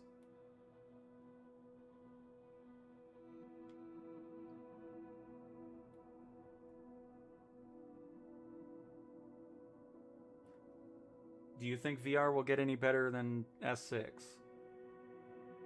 I mean, I don't know what else really... I mean, it looks fantastic in 6. I don't know what else really needs to happen there. Oh, I think I've soft locked, so that's lovely. Lovely, lovely, lovely, lovely. See? All because of the H225.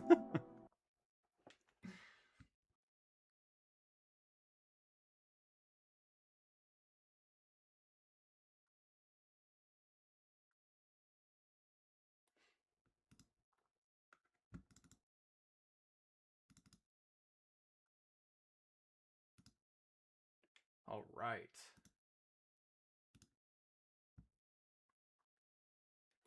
How much is the 767? Too much.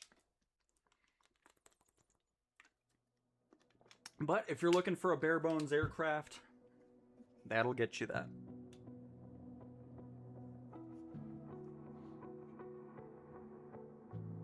There's a reason why Captain Sim's nickname is Captain Scam.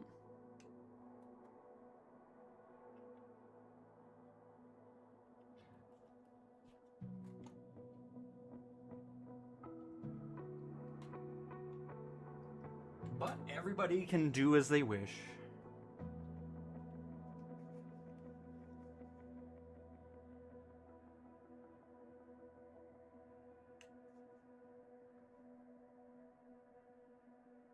Anyone know why I'm trying to launch Flight Sim 24? It'll be a black screen, but only the UI shows.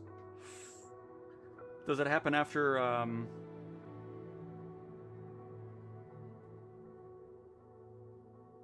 a restart as well.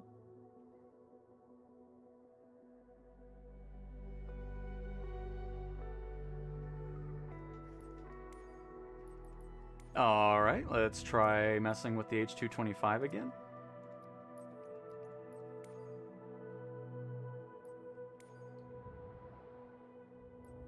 There we go. You have a nice little livery right here. Let's go gray. I typically always go green and orange, so let's see if anything major has changed with it. Because obviously there's been fixes, which is nice. See how quick start does. See if that all works properly, and then we'll just kind of head out. We'll go into the mountains or something.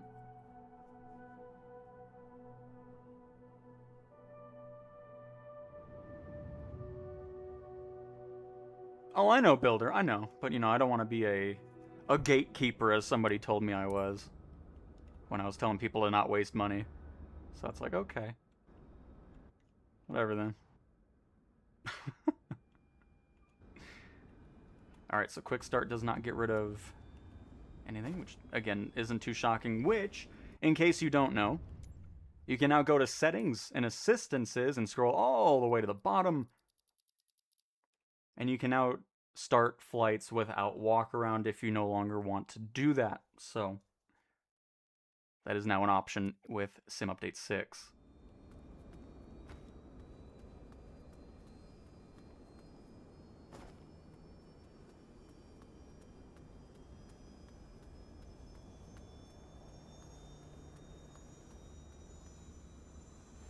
I just got scammed? Why, did you buy something from... Did you buy the 767 or something?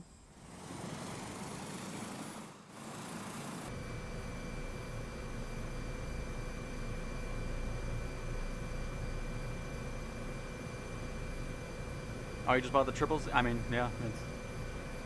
If you're looking for a lot of detail and craftsmanship, you're not going to be getting it from those Captain Sim products.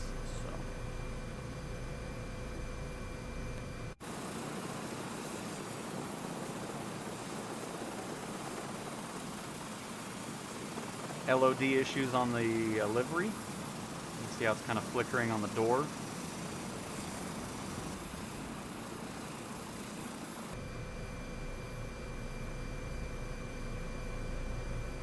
Still has the same frame drops going in and out of internal and external views at times. And it's still not as bad as it used to be, but you can still see it from time to time. But yeah, both sides have the really low LOD on, because this is default camera and it's doing that. So default camera, and it's already having some livery nonsense going on over there.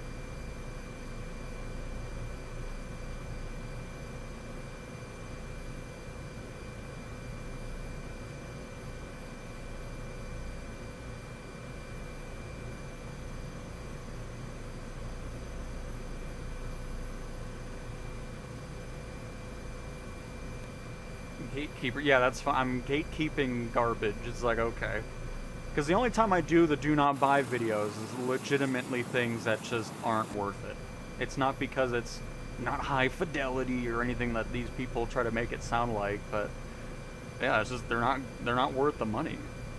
There's plenty of developers that create products at that price point or a little bit more that give you something actually worth purchasing.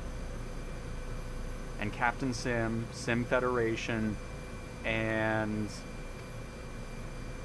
Bredok are not those developers.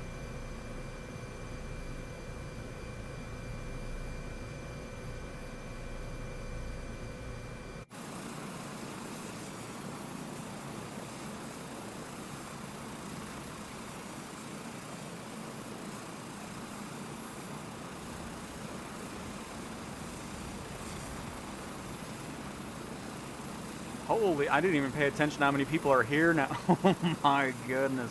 Hello, everybody. Hello, hello. What is, do you see?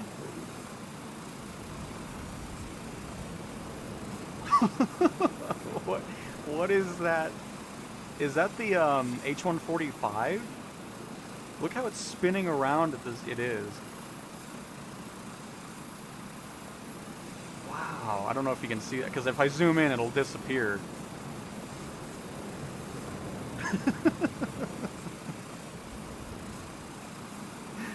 Unbelievable.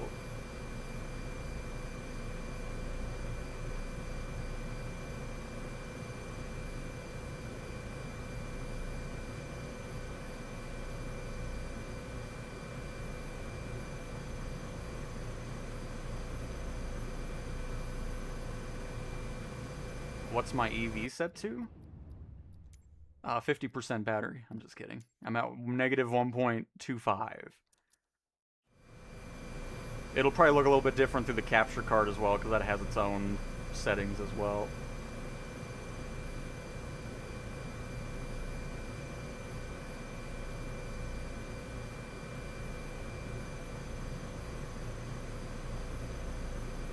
And this is US East servers that we're on.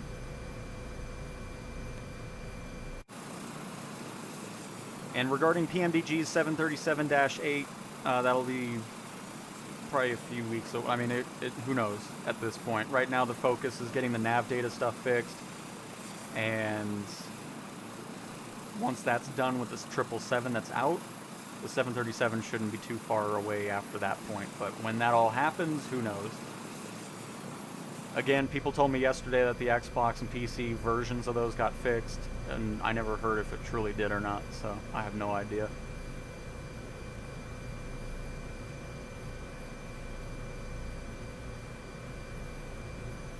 Oh, we definitely will build. I mean, LVFR, you're not going to be getting. It'll be better than the Bredok one. I'll put it that way. We'll probably showcase that one when that arrives. And then, of course, AnyBuilds is creating their own A380 as well.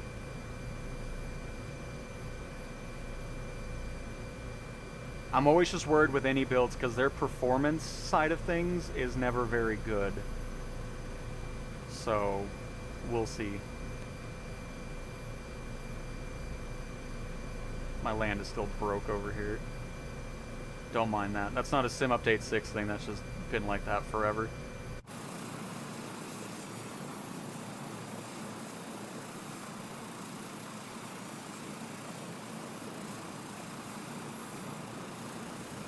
Refunds are not available in the marketplace.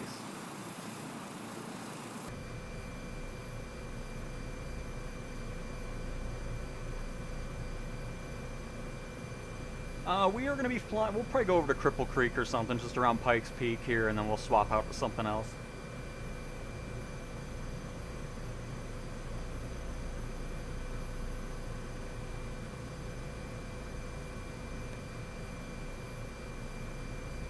Already having issues with avionics and screens in career, when to take off and all screens. What were you flying, Josh?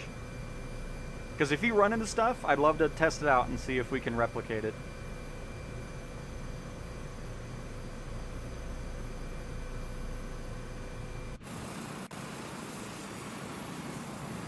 Model matching still sucks though, because Patrick's in an Archer Midnight and we're showing a Caribou. Unfortunately.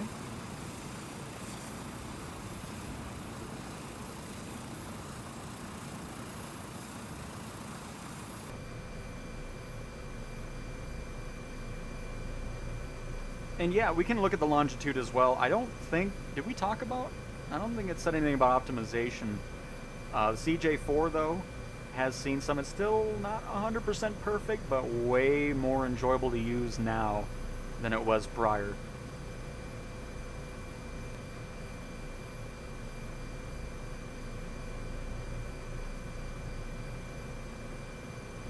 PC-24 is one of my main career mode aircraft. I love using that thing.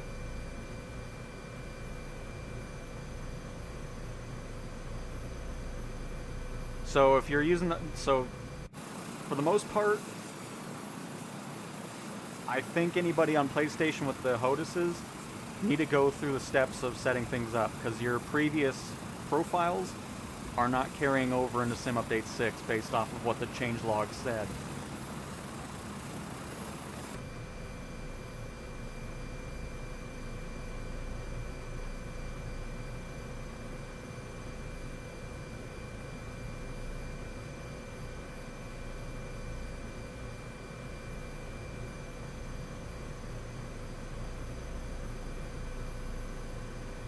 Jason, they added more live time, nighttime, live weather missions in career with Sim Update 6.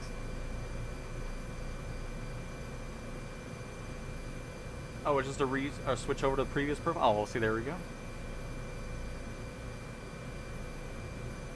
And there you go. So if you have the HOTAS, just switch back to your previous profile in the control settings, and you should be good to go.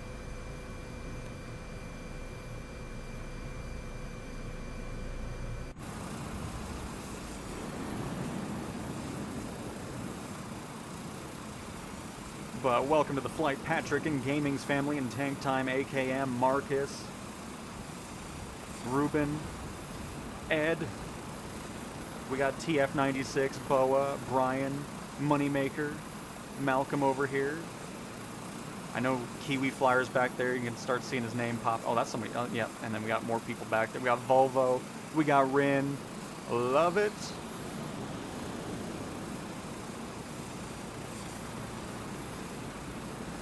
Isn't this great, everybody? We can fly together and it's not a mess with stupid wake turbulence. I mean, come on. So nice finally being able to turn that garbage off. That added absolutely nothing to the sim experience on the multiplayer side. I'm so glad we're done with it.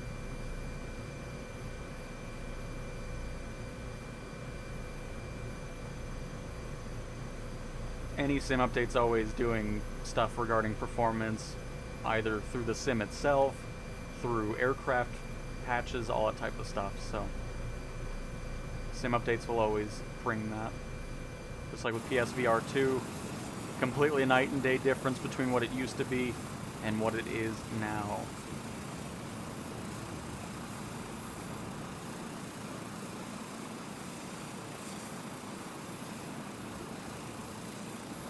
You just turn off aircraft damage, nothing, and then the cart won't crash.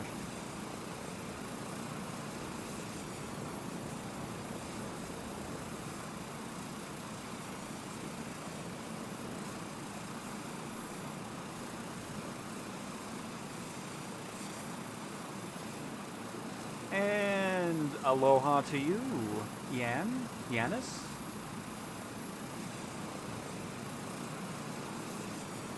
Alright, hang on, let me add this.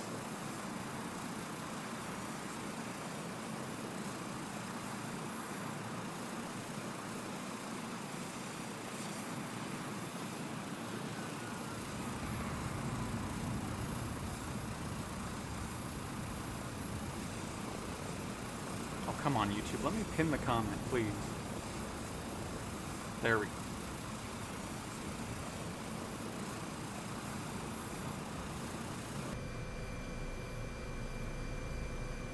It's good to have honest reviews from honest people, Cal. I'm a Boeing guy when it comes to liners. I'm waiting for the A380 to fly my first Airbus. Thanks for helping me dodge that bullet. You are absolutely welcome. That is my only goal with those videos. It's just, if it's truly, truly a waste of money, I will let you know about it. There will be plenty of amazing options for around the same price range from developers that actually know what they're doing and want to create something that's worth grabbing.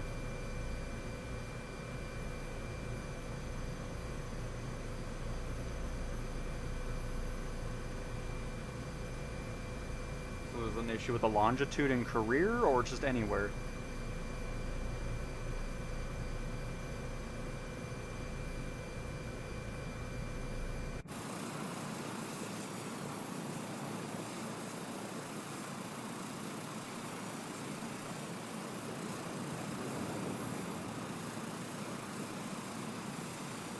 Eloise, man, I appreciate it.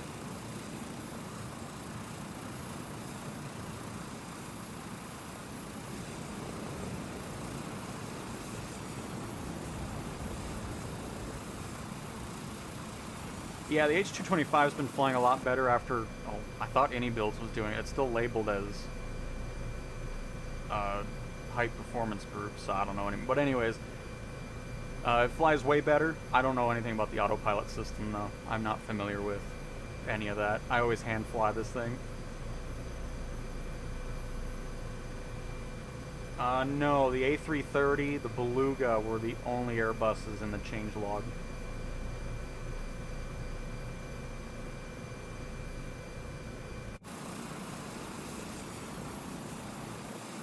I'm gonna go land in the mine.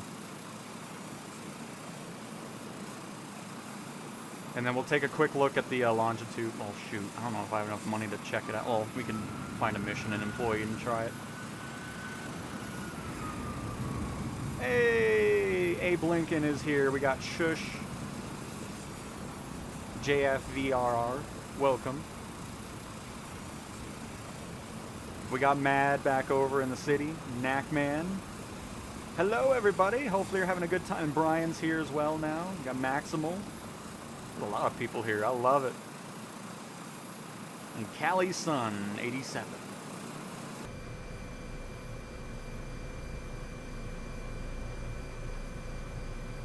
This game has become totally unusable. In what way? Like, what are we... Okay, if... Alright. Future reference, if you're ever going to say something like that, give some details as to what is happening. Saying it's unusable helps absolutely nobody.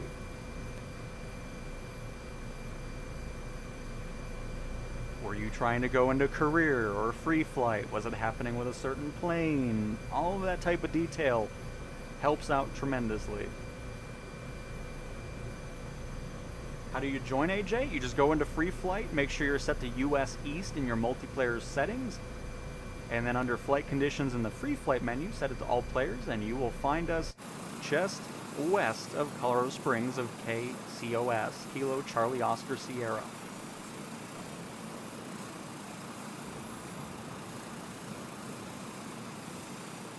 If you can't load in, I would reinstall the sim. You will not lose any data or anything like that, but that is my only recommendation for it.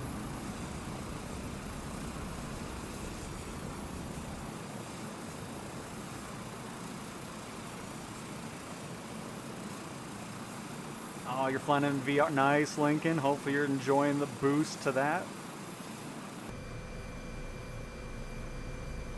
To the mine of Cripple Creek we shall go.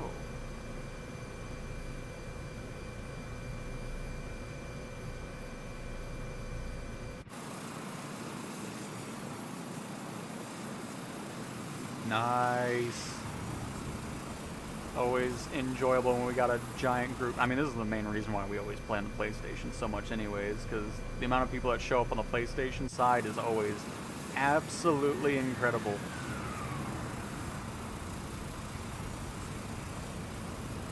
Always appreciate it. But yeah, other than the 787, that is the only major thing I see wrong, which again, doesn't shock me any. The 787 just sucks, so. But I'll have to do some more testing with it. I'm going to do that off stream, because I don't want to keep restarting the sim while we're live, so. But we were 2 for 2 on the 787, just not loading the scenery around it.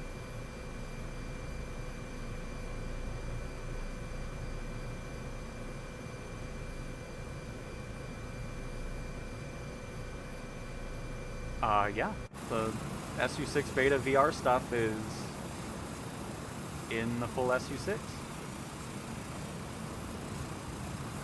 Absolute. Oh, Whiskey's here as well, and we got EXD loading on in. Nice, welcome.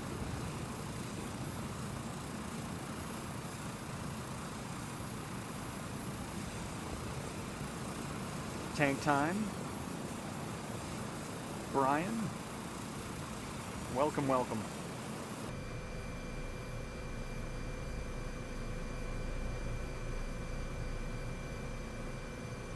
Where are you flying? Oh, the Eurofighter, nice.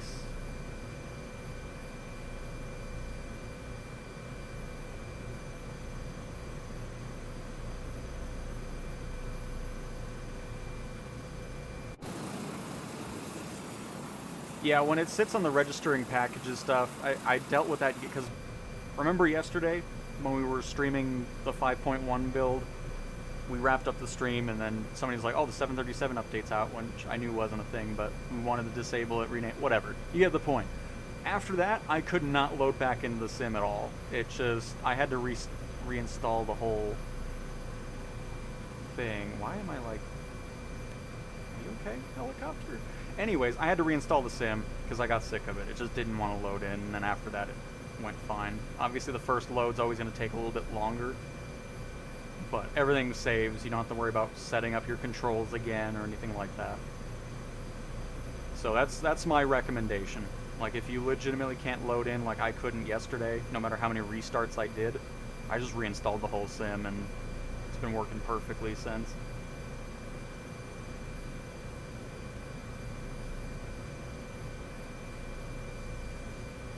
Yeah, I don't know why the right analog stick scrolling in the marketplace doesn't work, because it works everywhere else. Like if I go in the EFB and go into this menu here, it works, but marketplace, nope. Just does not want to scroll the page.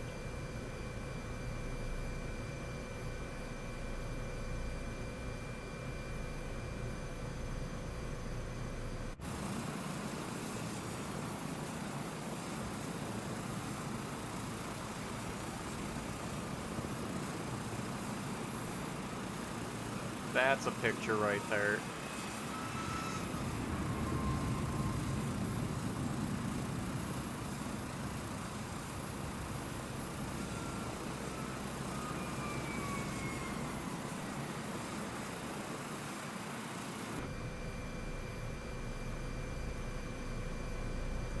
Alright, we should almost be... Oh, actually we are. It's right to our left.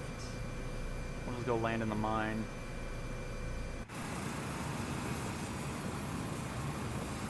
And Louis, we are east of Colorado Springs. Kilo Charlie Oscar Sierra. I'm going to pop out for just a few because I want to test out the longitude and see if we can replicate that screen issue.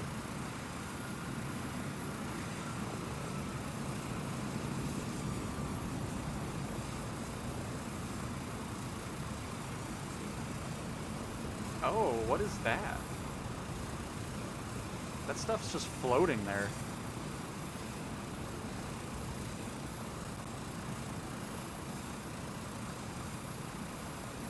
So yeah, there's still absolute work to do on the H-225. There's stuff just floating off the body of the helicopter. Still got to work on the internal external camera switches. Still creates the frame drops when it shouldn't be doing that.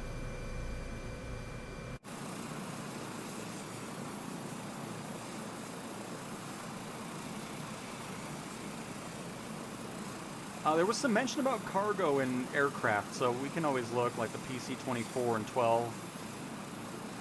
I know the 12 was... I don't think the PC-24 was even mentioned in the changelog, but I know the 12 was. And Duke, yep, on the PS5.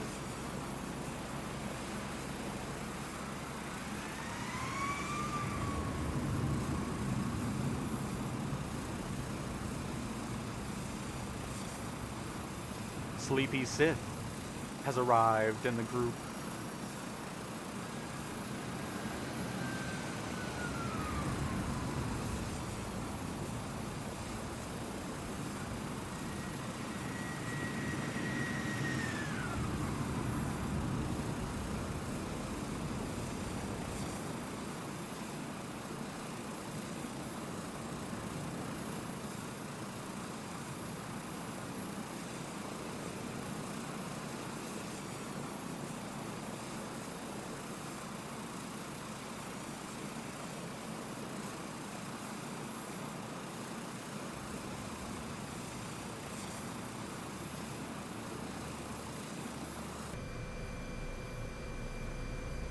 This is on the PS5 Pro.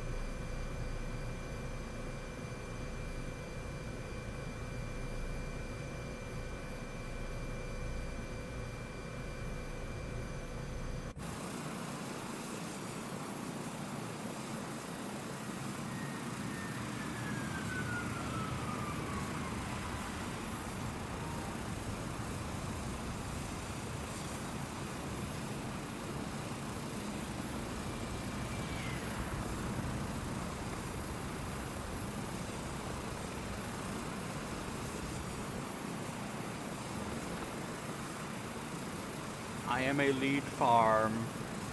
Okay. Welcome.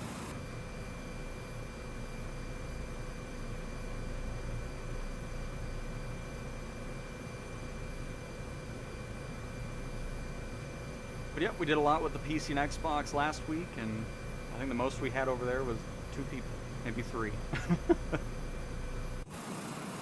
So, I mean, in case you always wonder why I spend more time on the PlayStation, this is why.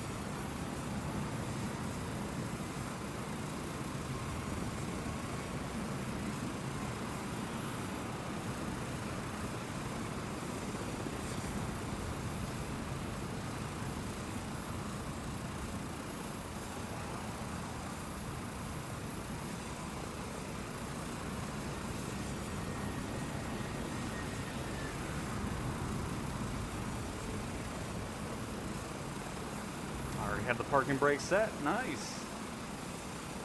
That was awesome. We'll be back in free flight just in a little bit here. I just want to test something out and see if we can replicate the issue that somebody's having with the longitude.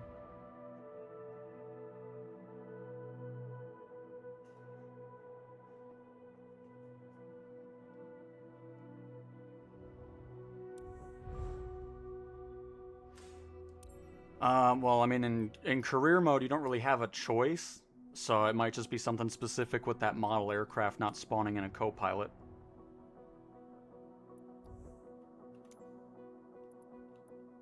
But yeah, the H-225 is way better than it ever was. I mean, that thing was awful for a long time.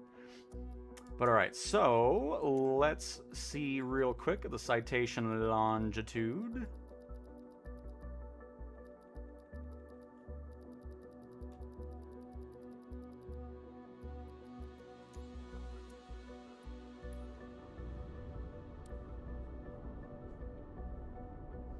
So far, Simodate 6 is going quite nicely. The only thing we ran into was a weird thing with the 787, but again, don't like that plane anyways, so it's no loss. Oh! So for free flight, you do have a choice. If you go to your profile up in the top right... Oh, here, hang on. Hold up. I need to back out of everything here. So you go up to your profile in the top right, go to Customize Identity, and then from there you can choose, of course, your own pilot, but over on the right you can choose your co-pilot. So you probably have it set to nobody at the moment. That's why you don't have one, and then you can just select one from here, and they'll spawn in next to you.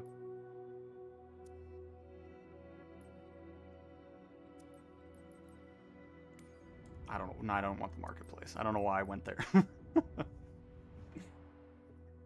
What kind of mine is this?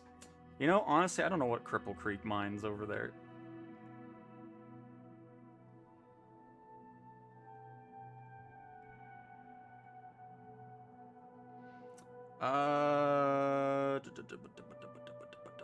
Oh, gold. It's a gold mine. And you are welcome, TC. Yeah, it's definitely interesting to mine that stuff. Or mine it, goodness. Mining's in the brain now. It's funny flying the eVTOLs, but if you haven't yet, check out the Volocopter. The thing actually works now. It's amazing. It still has some things, no autopilot, no trim and stuff that I'd love to see. But the fact that it actually flies now, I hope I'm not soft locked again in this menu. That's the second time that's happened now. I guess it's a good time to go to the bathroom, and hopefully it'll be loaded by the time I come back.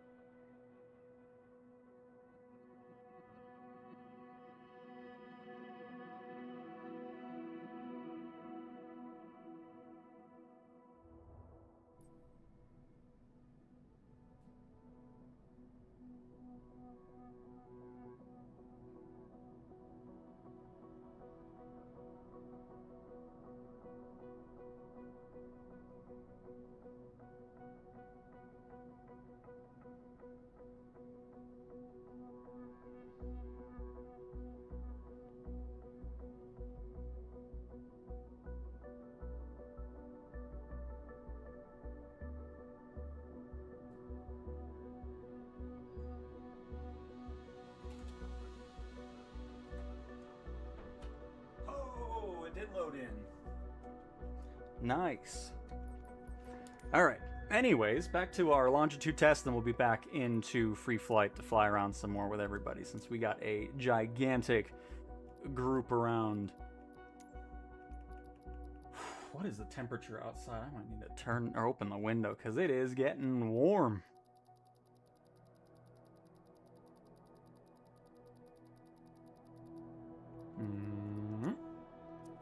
And, oh, by the way, now you can see how many more live time and weather missions we have again, which is really nice to see, because it seemed like as the year was going on, we were getting less and less of those, so tons of availability for that, as opposed to the predetermined mission times. Then, of course, you'll also notice the differences as well now in career mode, where on the left, you'll now see if runways are lit up or not, and of course what we were talking about, there are payout bonuses and difficulty bonuses for taking off and landing from airports with no lights, and you're landing at night, so nice to get that at-a-glance information now, as opposed to always having to stifle through everything in order to get it. You can just see immediately if it's something you want to deal with or not. Don't know what's going on with the model there, but there it is. Perfect. Alright, you get the red lightning strike livery with this. Because yes, unfortunately, we still cannot choose our own liveries in career mode. I'm hoping Sim Update 7, Asobo please. We've waited long enough for this. This thing's got a terrible LOD though, the way it loads in. But we'll see how the performance is.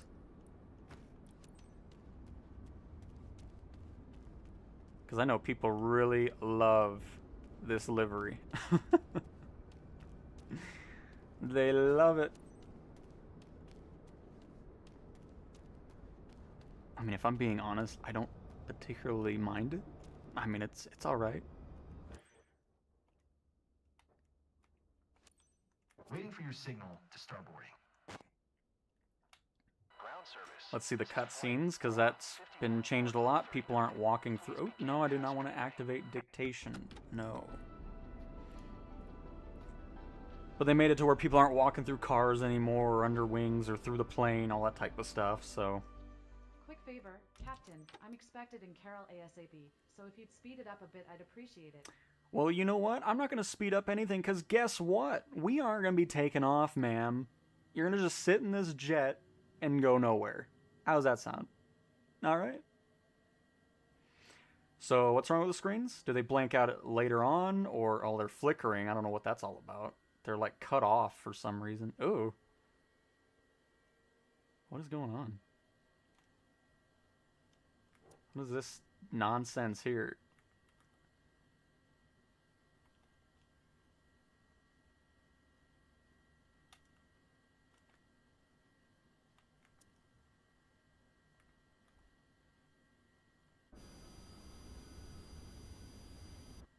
So is that what we were talking about? Oh, never mind, it's back. We're good.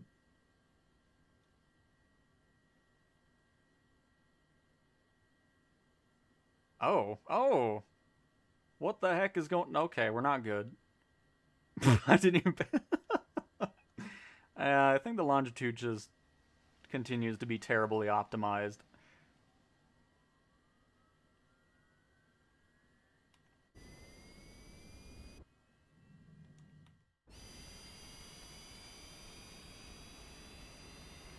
Which is a shame, because, you know, I'd love to use it, but that was the main reason why I just was never messing with this plane.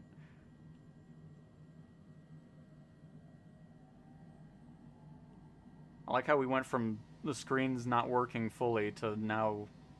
I mean, we'll wait. We'll see if it eventually loads in, but I have a feeling it's not going to.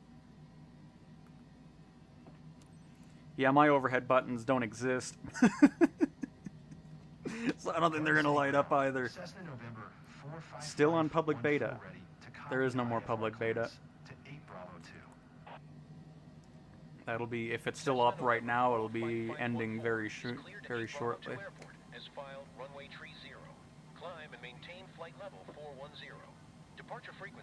So yeah, longitude still is sad, unfortunately. Well, that was fun. Does that do it in free flight, or is that just a career thing? I mean, I'll check really quick anyways.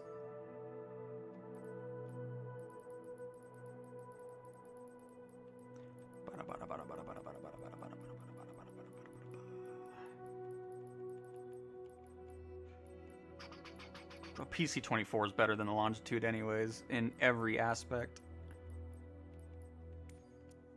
But I mean, the Longitude was a premium deluxe aircraft, so the fact that it's like that still is kind of weird to me.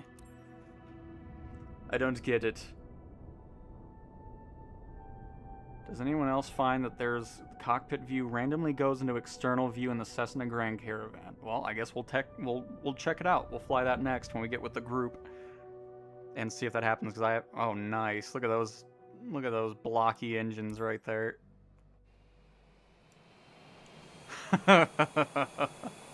Oh goodness gracious. One of these years the Longitude will be something that's enjoyable to fly. I feel like I'm playing Roblox or Minecraft now with a space shuttle mod or something. Like, what is this?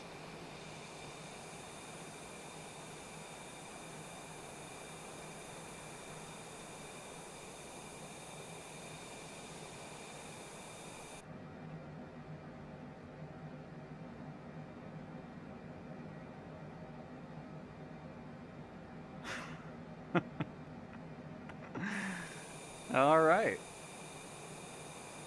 That's beautiful right there.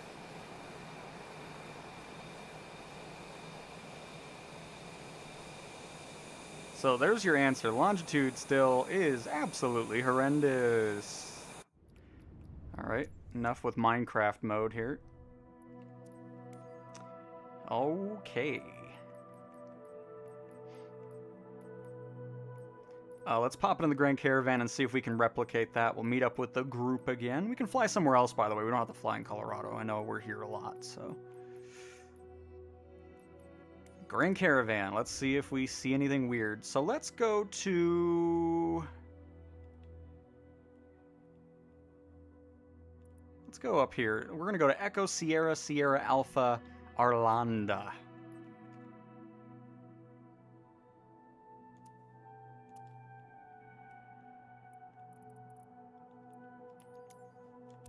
Now, I'm hoping that doesn't cause the same issues that the 787 has caused, because I'm seeing the same thing that we were seeing before. We'll see, though. Is it a collab with LEGO? Maybe. Maybe it's early access to it.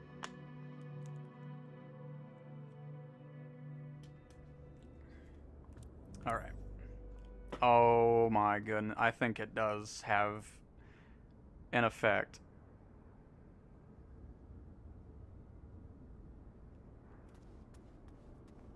It's like a virus. Crap, I'll probably have to restart the sim now because of that. So the 787 and the Longitude have lasting effects on the sim. Fantastic. So let's go ahead and restart the sim because I'm not going to fly like that.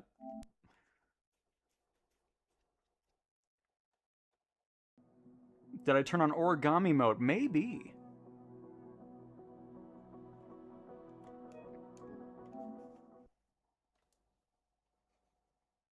Show marketplace. Nothing to show.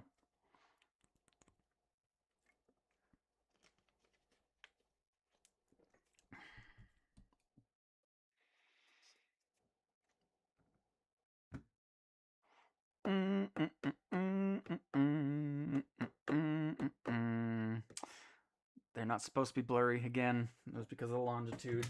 When we load back in, the caravan will be fine. It'll all be good. Has nothing to do with the console either. I know people love to rush to that. It's like, oh, well, the flight sim shouldn't be on the console anyways. Well, guess what? Consoles aren't what you think they used to be, so.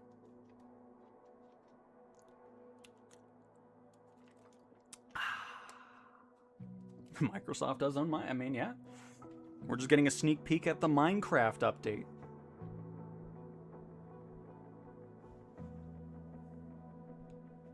I'm sure that'll make the forums very happy.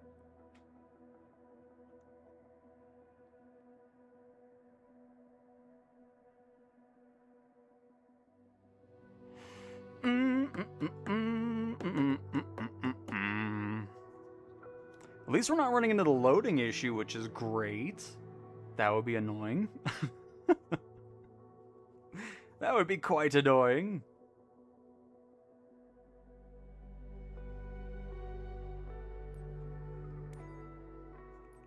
Okay, so anyways, back up to where we were going in the Grand Caravan of Echo Sierra Sierra Alpha. It looks like a lot of people are here already. Fantastic.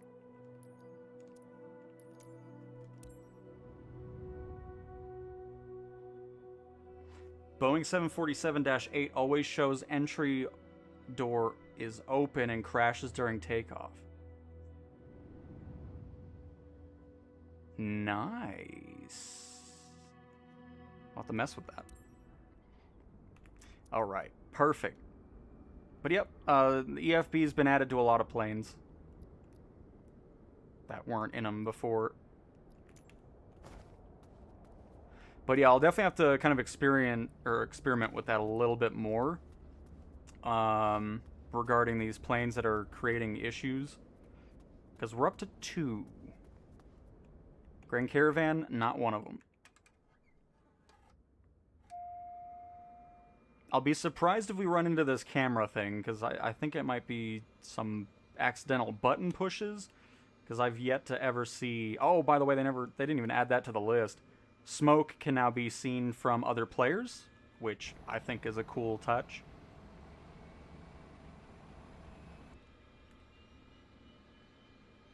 But yeah, we'll see, because I've never experienced the camera going in and out of an aircraft at any point.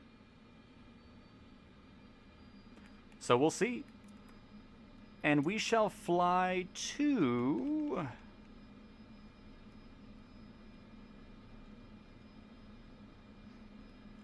We'll go to SAO. ESAO over there. Echo Sierra Oscar Whiskey.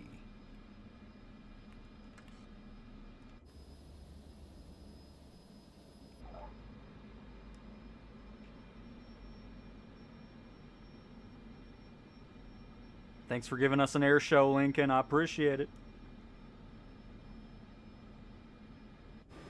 Look at this flight line here. Thing is packed. And now everybody can fly next to each other and not cause issues. It's beautiful.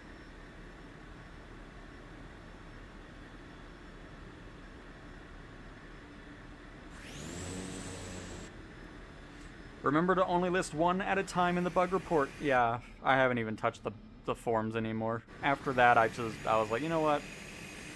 I'm done here.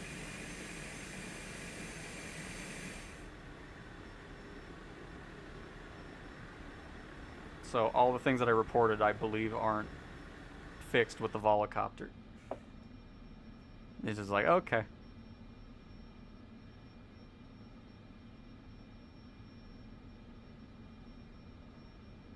In SU6 beta, for me, I constantly got switched to external view and the parking brake and speed brake would deploy. Odd. Again, not something I saw in the probably 30 plus hours, maybe, it's probably even more, honestly. But was not seeing that.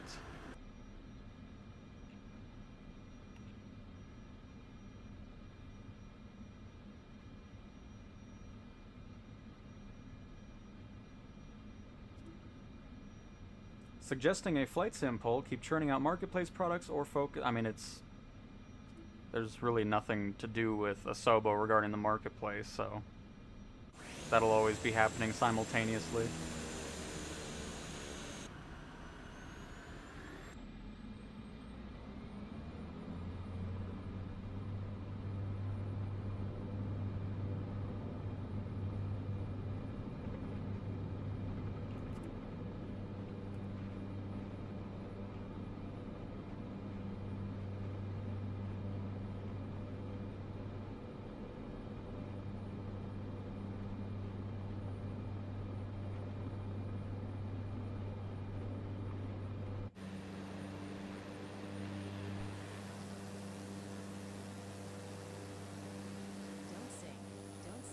I noticed draw distance has shrunk a lot in this update, though. Pre-caching's not doing very good either. Off-screen pre-caching. It is super short even when you're not flying it. Because at first I was like, you know, it's probably just the airliners and whatever, that's fine. But the fact that we're getting such a short draw distance from a Caravan is a bit weird. I'll have to do some more testing with it, but just something I've noticed so far. And we're immediately going the wrong way. Very good.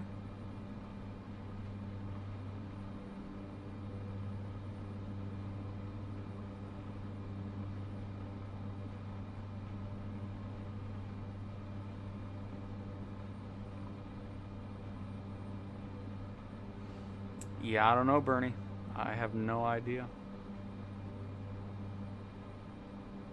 I might not see it just because I don't use anything else. I just have my DualSense controller, and that's that. But it has not been something that I've experienced.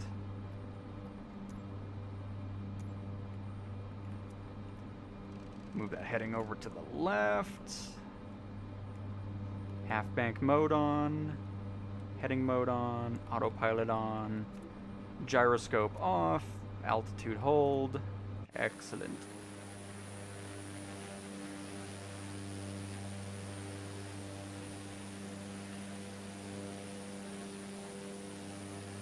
Because it's weird, in the beta we weren't getting that short draw distance either, so I think that might just been a change in the public one.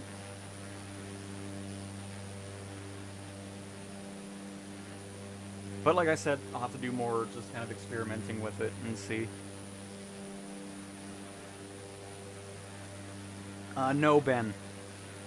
Everything for me is absolutely pretty much default settings for the sim. Same with gyroscope. That is all whatever it's set to by default.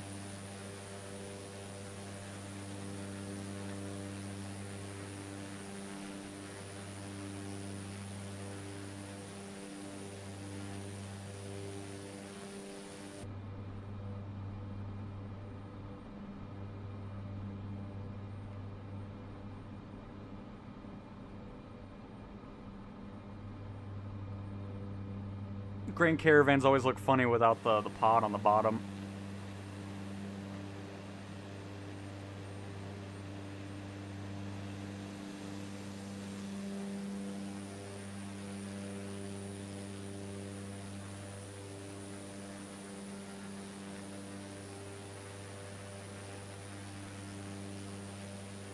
I tried using the Huey on search and rescue missions. I can't open any doors while flying, and if I do, I crash right away. Yes, it has been a thing with the Stranger Things version. I don't know why. Because obviously the thing flies with its doors open in real life, so it's just something that I've always wanted to see changed, but yeah, you cannot have the doors open. I'm also using gyro and DualSense on. Nice, Ben. I mean, it's fantastic. I love it. Could not be happier that that's even a thing. Because not having to buy a whole nother flight stick for this and having everything, it's just nice having one thing, turn on the sim, and I'm ready to fly. I love it.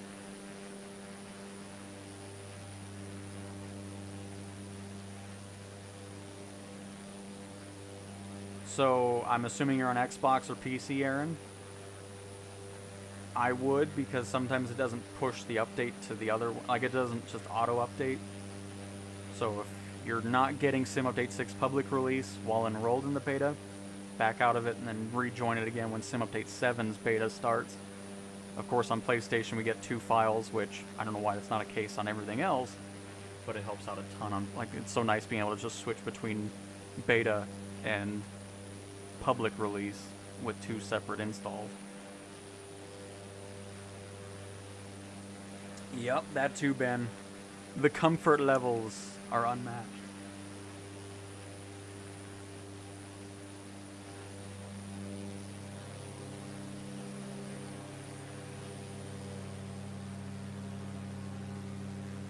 Looking good, Lincoln. Oh. Looking good, Lincoln. Oh, things are Sims are like, holy crap, there's a lot of people to load on in. Oh, it's freaking out.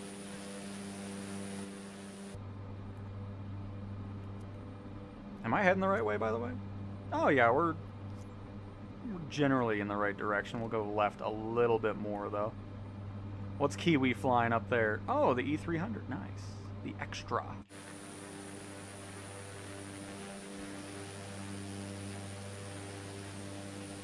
Are you on the right server with this? Because under settings and online, you make sure you're set to US East as well. Oh! And just like that, the multiplayer flight has come to an end. It'll pop back, but just right as we're talking about it, everybody just vanishes. And there they all come.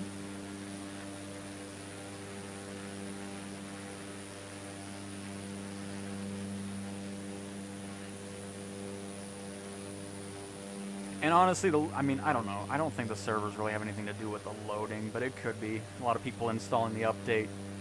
It'll just be something we can test out as the day goes on.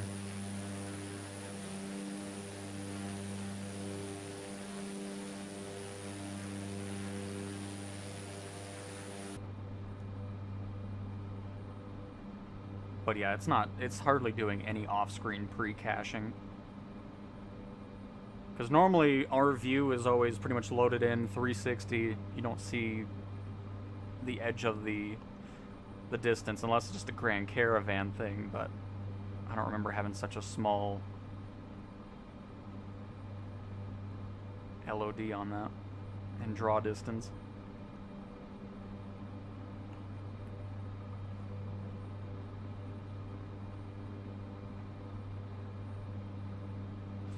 Jet bridges are not spawning for me. I think we were seeing them. I'll look at it when we're at this airport here.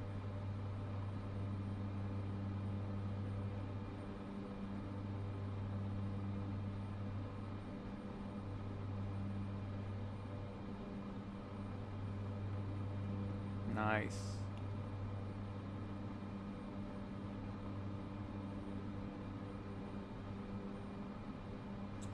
Then I do not know why you're not seeing anybody. Are you on PlayStation? Because if you're not, you won't see anybody because PlayStation doesn't cross-play with PC and Xbox. These are all PlayStation players that you see here.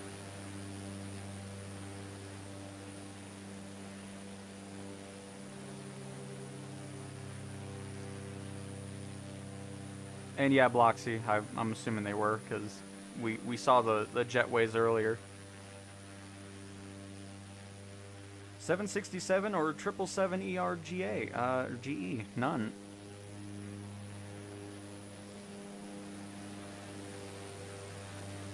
Final answer.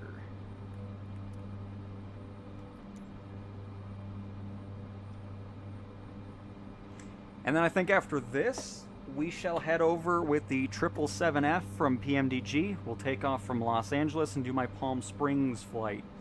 Always love doing those for my performance test, which again, we might not get good visuals because of server things, but we'll see. Hey Burner, I mean, honestly, minus some weird things with the longitude and the 787, and some draw distance things going on, everything else has been fine so far. We've run into some little oddities here and there, but hopefully those were just one-offs. Hello, Donald. Hello, hello.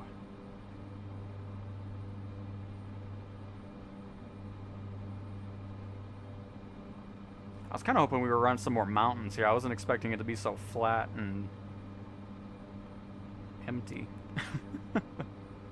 Well, that's okay. Because the other thing I'm noticing too is I don't know if it's just old. I don't think it's old image. I think it's old imagery plus it not loading in stuff right below us.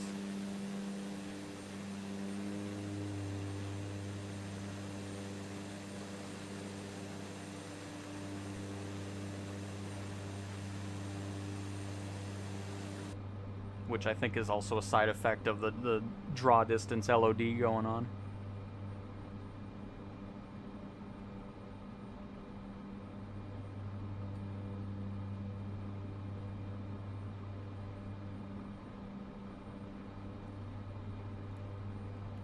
Should almost be to our destination.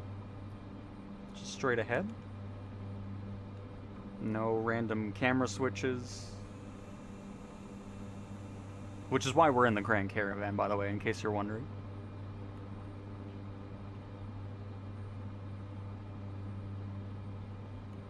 What the heck is that? It's supposed to be a warehouse, but I bet it's not even a building in real life. But see how it's not loading really any... Like, I don't know. I'm hoping it's just server issues and not something that was changed sim-wise. Because it certainly is not loading as it should.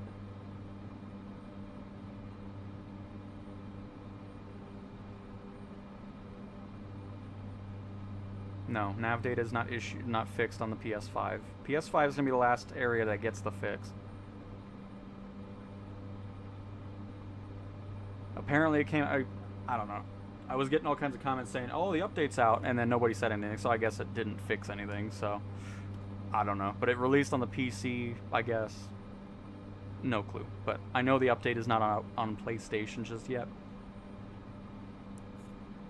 You see how the trees are popping in on a very short distance, which shouldn't be happening? You can see the line. Everything else is unloaded. That's draw distance. We should be seeing stuff way, way further away than what we're currently seeing.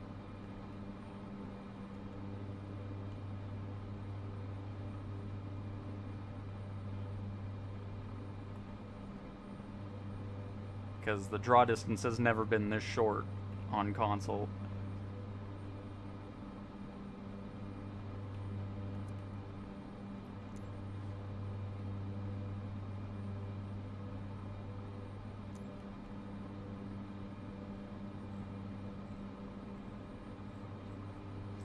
We flew the Concorde the first day. I mean, it's all right. I don't think it's worth $40, especially with the work that was not put into the cockpit.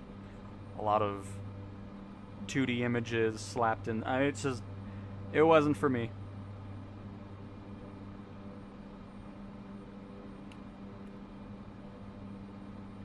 And just something I wish I didn't spend the $40 on personally.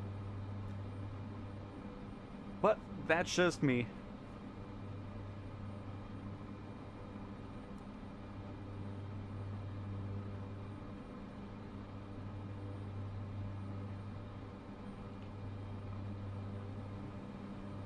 We went through the entire changelog in the beginning of the stream.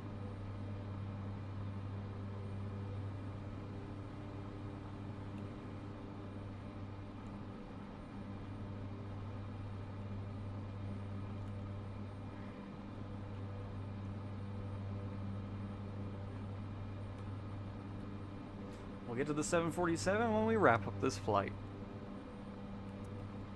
But first, we're going to do our 777 flight from Los Angeles to Palm Springs.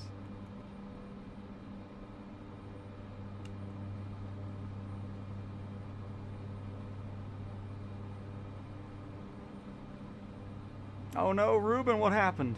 Oh, wait, no, never mind. We're good.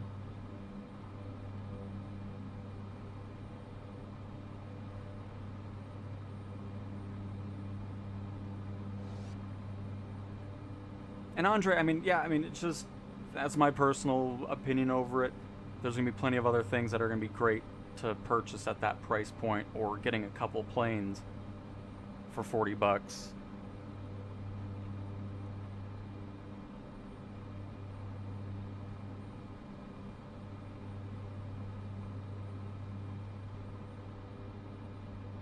Yeah, just wish A2A and Black Square would do stuff with career mode. That's kind of the main thing keeping me away from those planes. It's like I don't really want to fly randomly in free flight. The only time I do that is here when I'm doing live streams. Other than that, I'm in career mode. Because those are definitely some lovely aircraft.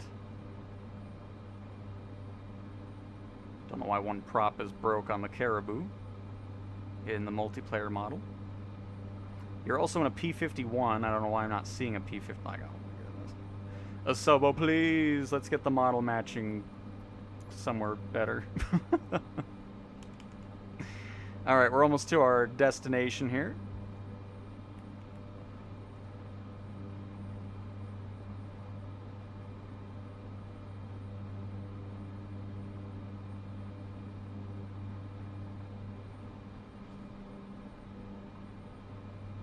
They still haven't improved those freezes when multiplayer players get close to you.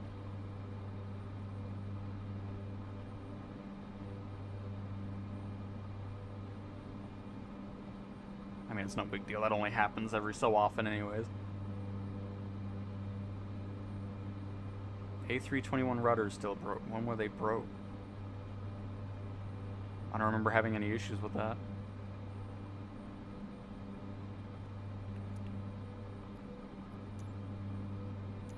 I don't remember having any problems. Huge drop in FPS on PSVR 2 for me on PS5. Not happy with this update. I know Lincoln's in VR. Are you seeing that?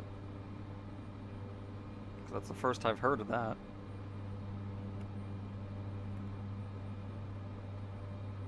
If you haven't already, I would do a restart of the sim.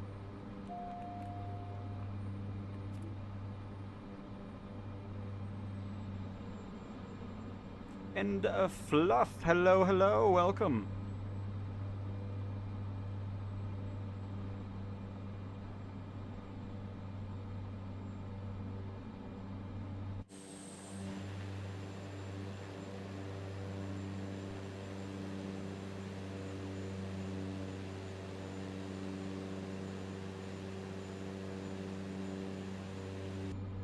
I don't know what you keep saying if what was wrong with the King Air. I don't fly it much, so I have no idea. There were fixes for it. Don't know if it's the fixes you are wanting to know if they were fixed.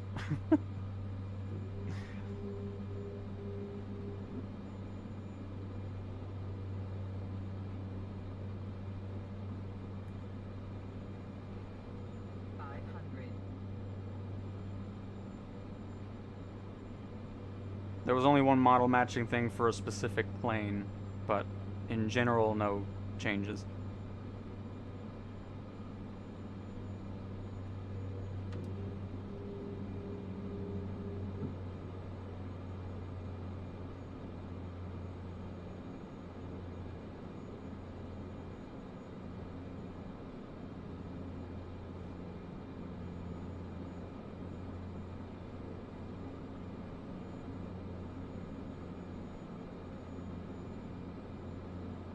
So F777, yes, there's no update for the 777. I said this already.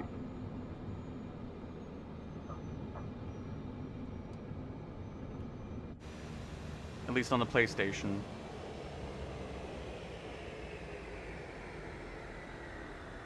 So yeah, not replicating the camera switches with the Caravan. Let me do the 747 really quick to see if the door actually is broke and it crashes when you take off.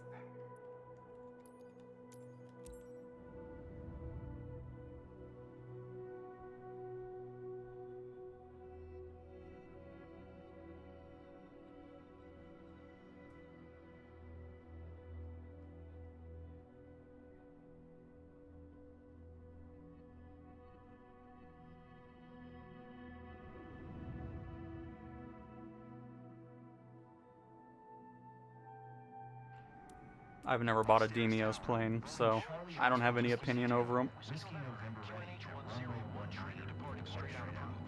Cleared for takeoff runway 19er.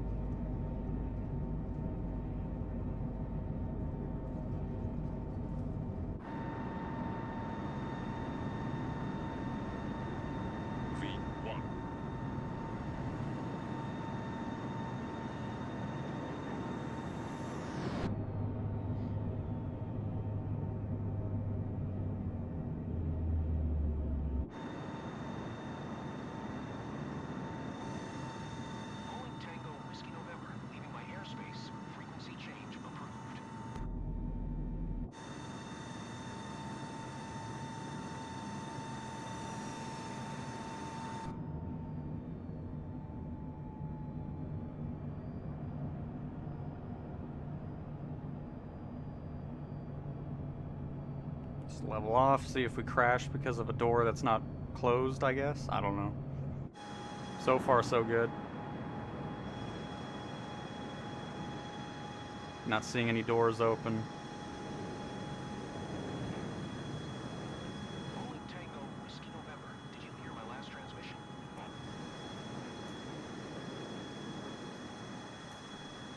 I did not. Oh, they still haven't fixed cursor. Say again. Bowling Tango Whiskey November. Leaving my airspace. Frequency change approved.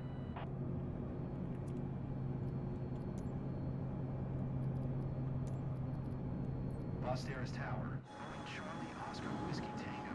Whiskey November. Let me make sure crash is on, just in case that isn't.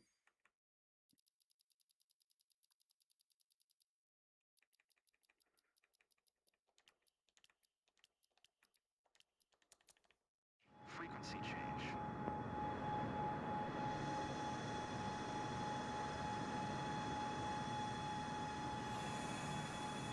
So, yep, no replication of a 747 crashing when taking off.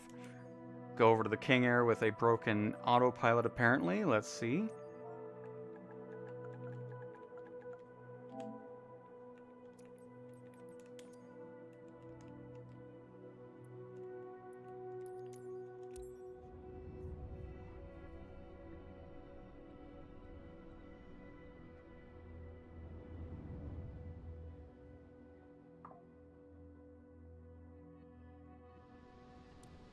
Oh, this thing has broken shadows still. Charlie Oscar Whiskey Tango.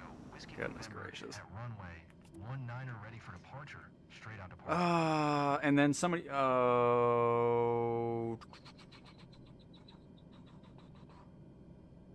The legacy you should be able to change it. It now saves the setting because that was in there, but don't know where it is. Wherever it is, it should be there. Is it under this or flight interface? Yeah, the legacy. It'll save now, so if that's what you're talking about, that should work properly. Alright. Let's check out this autopilot really quick. Heading, set it up with where we're looking at. Great. Let's go. But yeah, shadows are fine in showcase, but they're broken orbit view.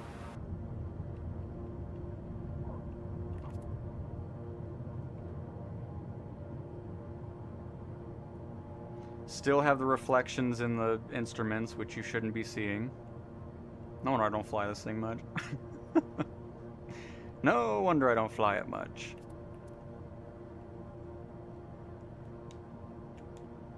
Heading, autopilot's doing what it... Because I don't know, I don't really remember. It's been a long time since I've flown this.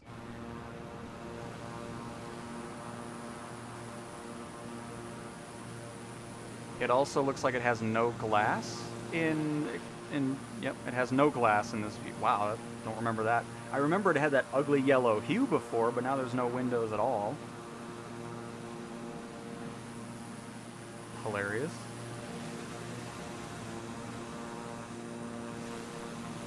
Then it all comes back in showcase.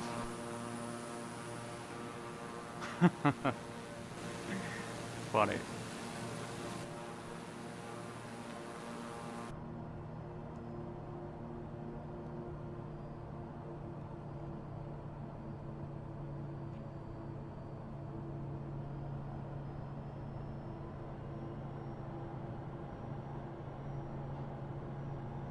But yep, so autopilot's holding though. But just a lot visual-wise wrong. Shadows are broke, windows are non-existent. An external view. Very interesting. Well, there we go.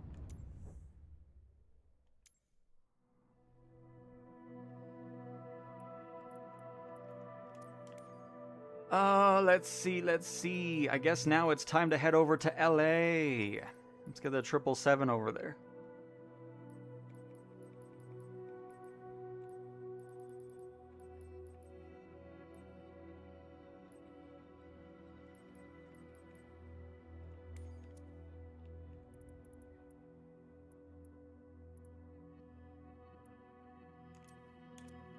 set it the live time once we're there. Holy crap, LA is packed with people. Let's break the sim even more.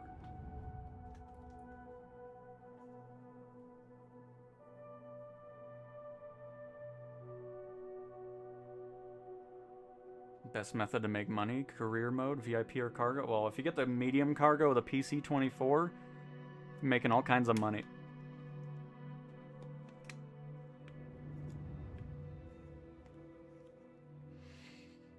Yeah, that would be interesting, Snow. That would be interesting. Let's set this to live. Weather and time?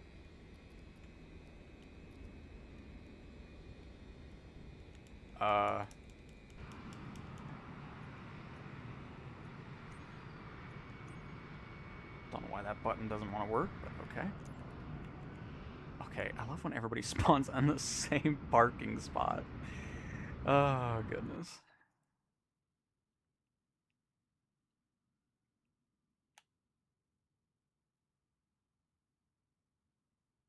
I think I need to do something.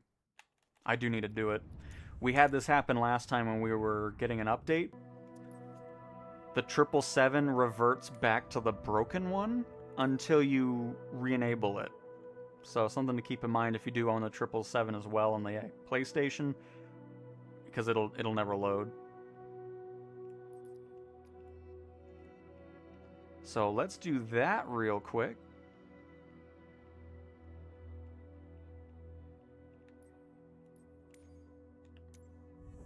Don't know why it does it, but it just does. So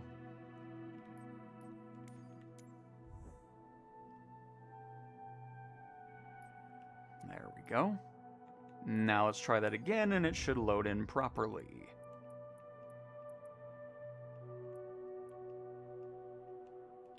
I'm gonna park it over here as well. And I'll do shutdown. We'll do a startup, see how it does.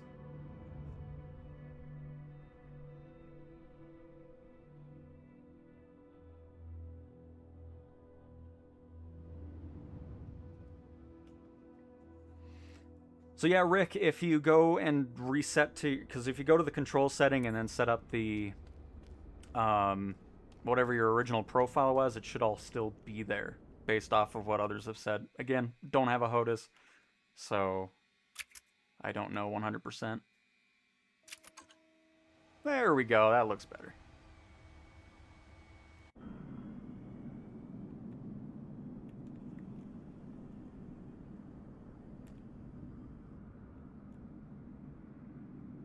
And a much further draw distance.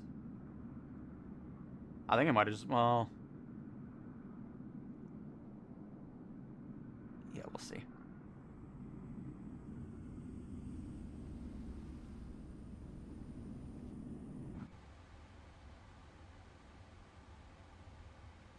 Did I do the quick start? I should have just had this thing start up and running, but it is doing its thing. Hopefully it won't take us too long to get booted. I'm not going to do this too.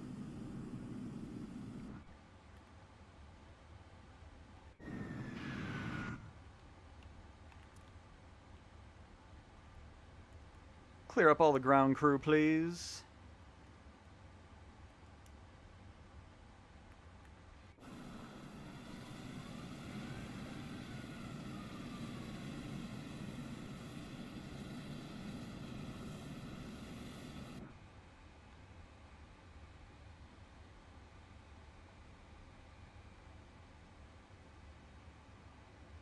I want to just, let's spawn it ready to go. I don't want to sit here all day waiting for the thing to boot up. I'm in no mood for it. Just get us ready for takeoff, please.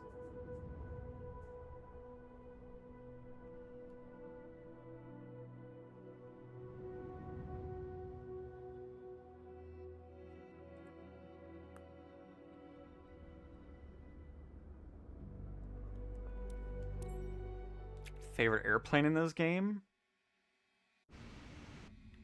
That would be the... vanilla, I would say the Albatross. Such an excellent aircraft there.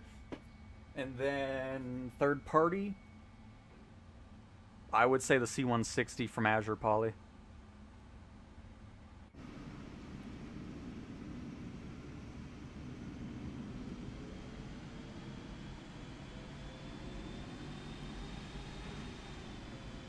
There we go.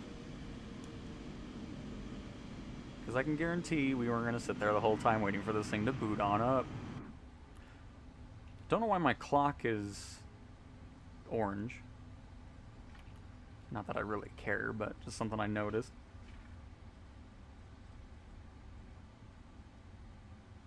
Oh, the Eurofighter definitely needs its LOD increased, because that is horrendously low.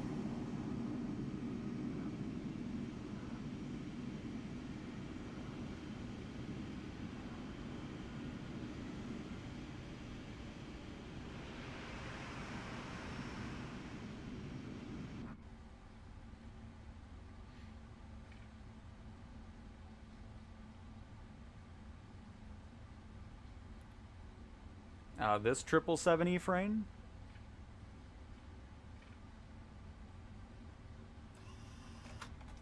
I know performance is going to be tanked here because of the amount of multiplayer players that are here, so we'll see how it does. I mean, overall, it's still pretty steady considering everything that's around here.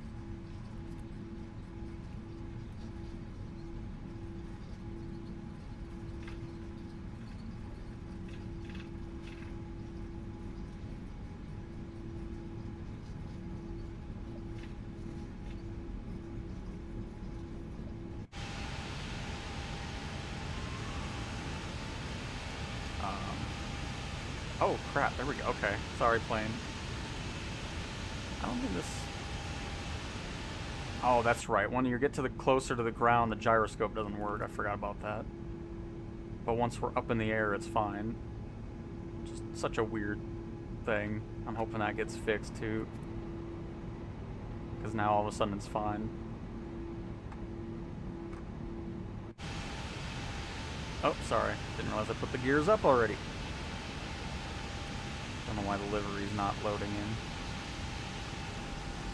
On the tail. First time I've seen that. Really hope it's server issues or just overload that's going on that's causing some of the oddities that we're seeing so far today.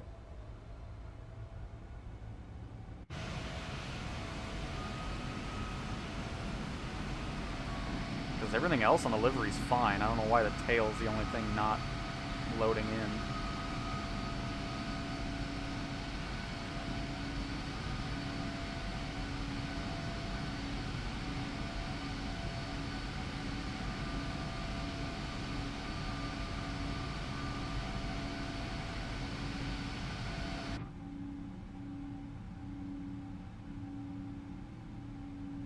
Nice, Bernie. Very nice.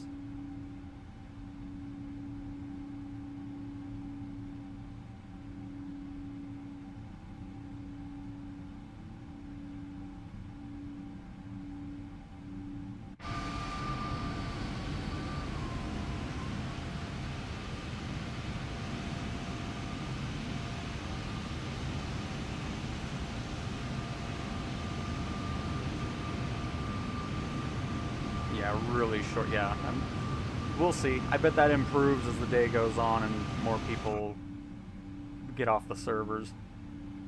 I'll keep an eye out for that. A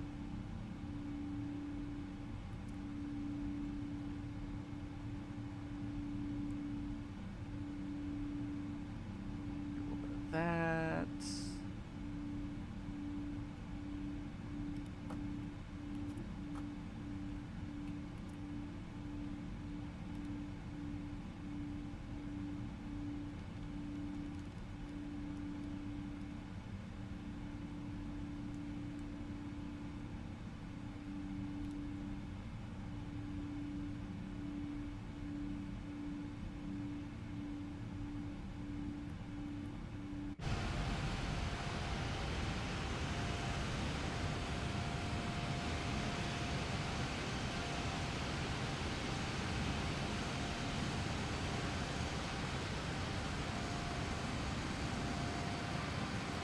Yeah, but again,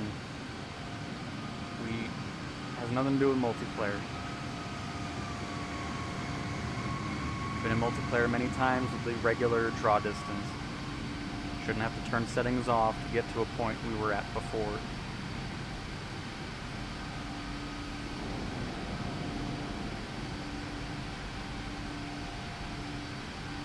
Hey Diego, I'm doing great. And yeah, we brought up the Captain Sim stuff. Absolutely. It's not worth the money.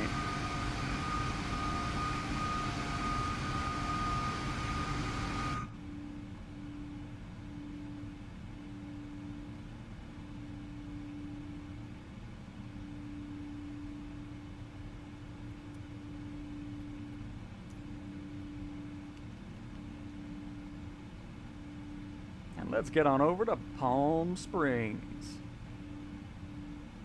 Actually, no, we can switch it up a little bit. It's not that big of a deal. Let's do... what is this? What's Knid? Shine a Lake. Looks kind of short, actually.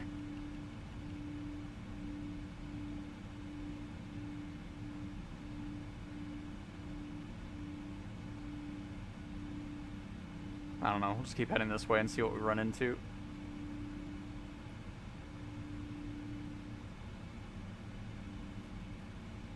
We'll see what we run into, you know?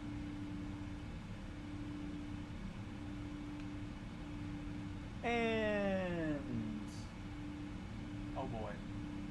Abhish? Abhish. I hope I pronounced that right.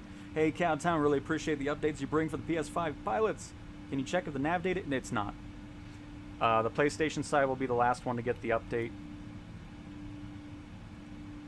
Again, I've never gotten any clarification from the Xbox and PC players that said the update was out, so I guess nothing was really fixed, or else they'd say something. But you still get the nav data out of date and all that on this. It's still the same version. Hopefully we're not too far away from the update getting over here, but I do not know.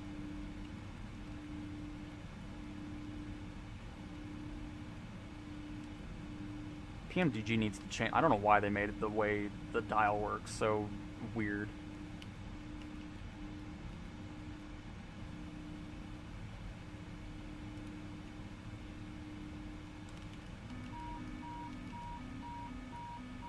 Oh, overspeed, we're fine. Calm down. As a matter of fact, go into... you are an auto throttle. Why aren't you auto throttling then? Why are you not doing your job? Yeah, we're good. Thank you.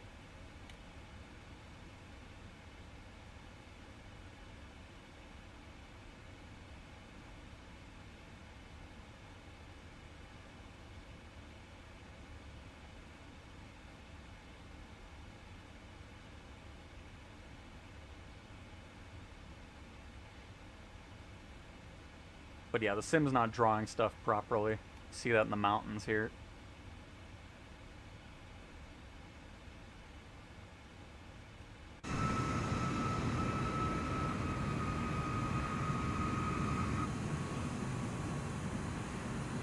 Good news though, all these planes and F-18s and not glitching out our audio, so we got that going for us.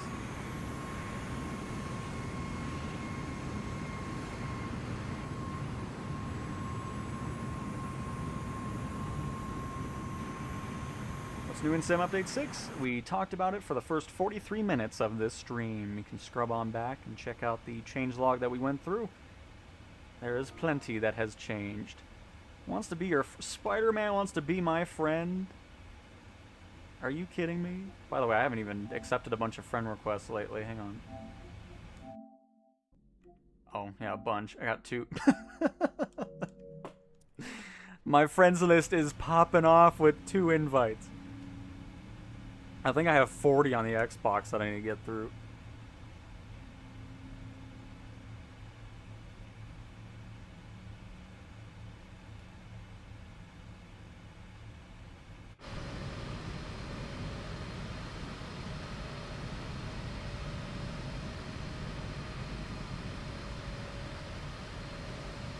New F-22 update is broken with SU6 on Xbox for me. Starts shaking violently past Mach 1. Oh no. Well, hopefully that gets fixed quite soon.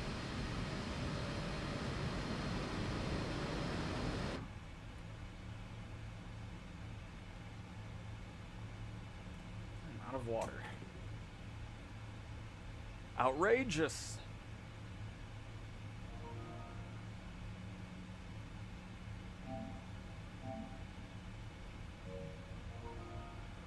Uh-oh. What have I started now? What have I started now? But yeah, please be a server issue, because the loading is horrendous right now.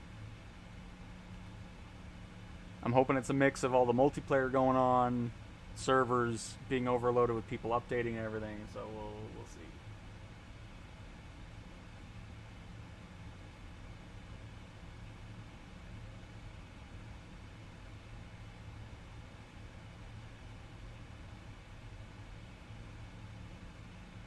Because this is certainly not the visuals we've been used to.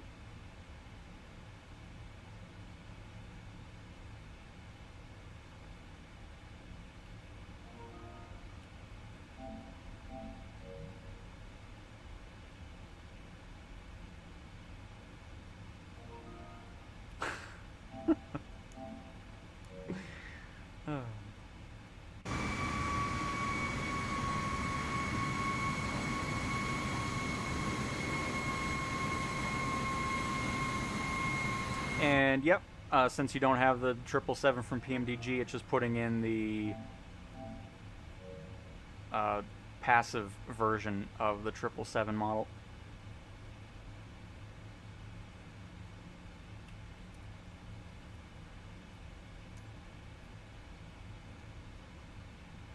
What is this?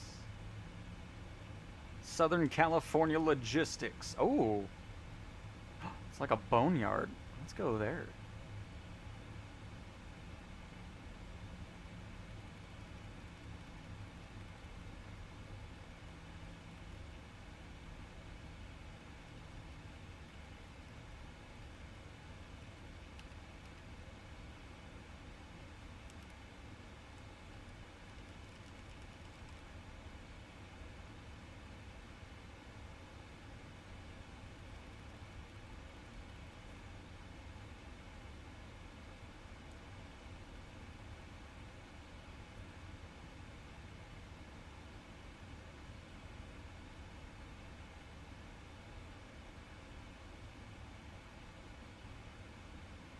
We got plenty of sticks flying along with us. We got Castaway here, very nice.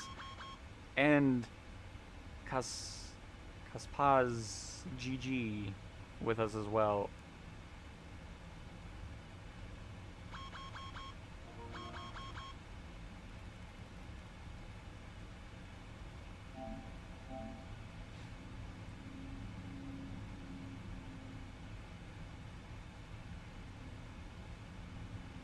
Oh, you do? Oh, well then, yeah, it's just the typical sim not model matching correctly.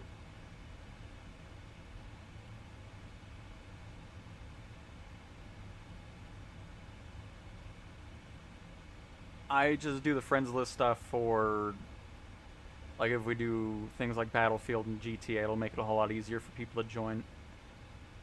Because I'm not doing random private flights. I can assure you of that.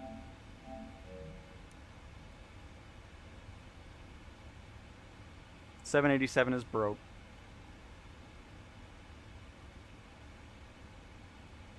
Same with the Longitude.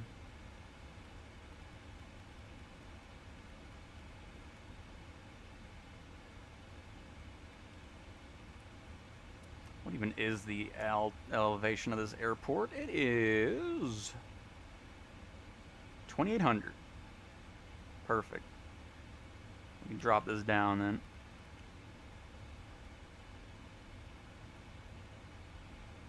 Of course, our airport is right over here on the right.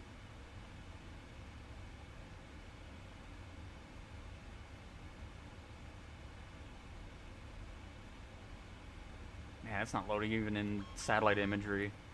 There's definitely something weird and fishy going on out here in the server world.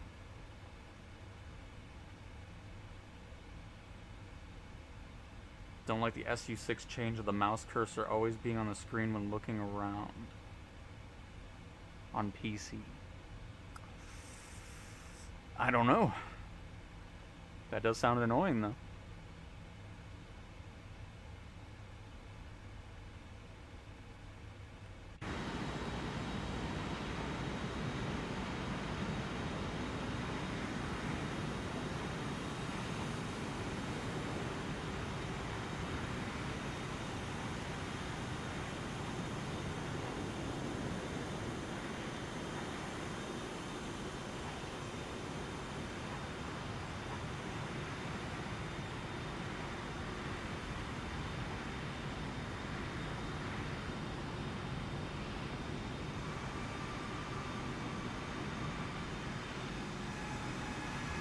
Well, you also need a NASA computer to run that Blackbird C-130. I regret buying that a long time ago. Yeah. Thing is so poorly optimized, it's not even funny.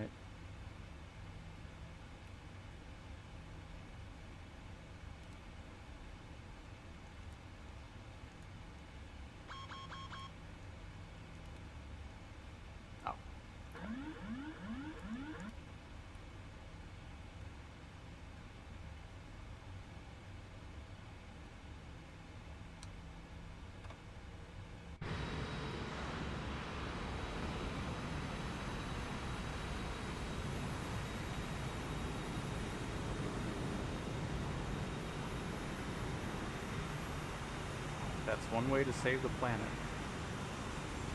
I don't even know what that means. But alright. Alrighty then.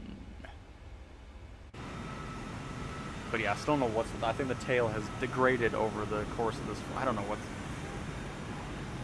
Oh boy. I'm just really hoping this is all server related. And I come back a little bit later in the evening and things will be to what they were.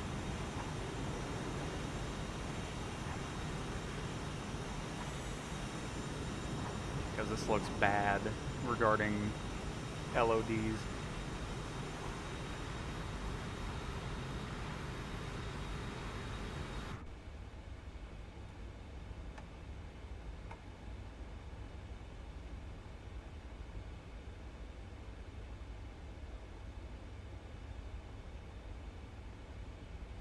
Nav data fix has not made it to its PlayStation side. Again, no idea if it got fixed on the Xbox and PC. People were telling me it got updated over there yesterday and then never heard anything else about it. So I don't know if people were just saying things to say things or what, because they never came back and said anything about it. So if it did come out, maybe it hasn't fixed yet. I don't know.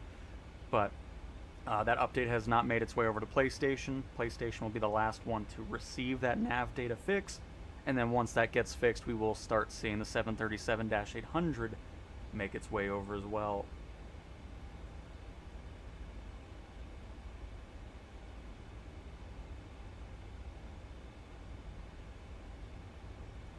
Not talking about the C-160. Talking about the C-130 from Black Square.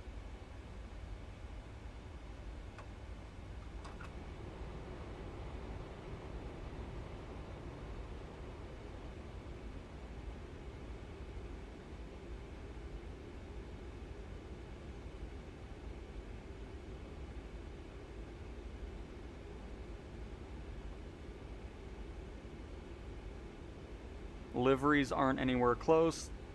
Finally got some confirmation about liveries from a third-party dev, and they said that it's just not something Microsoft has really done anything with yet. Let me see if I can find it while we're on final here. They said regarding additional livery packs, we are aware that they are not available on PlayStation 5. Livery packs are not yet supported on PS5, and we are currently waiting for further instructions from Microsoft regarding how they can be made available on the platform. So, regarding liveries, they don't sound close. Terrain, pull up. Terrain,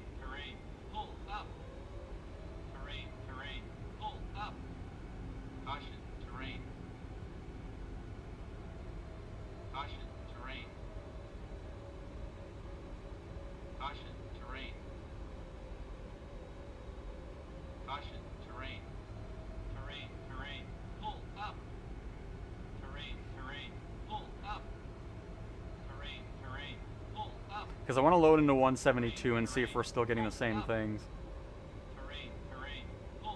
Because this draw distance is probably like 98% lower than it normally is. 10.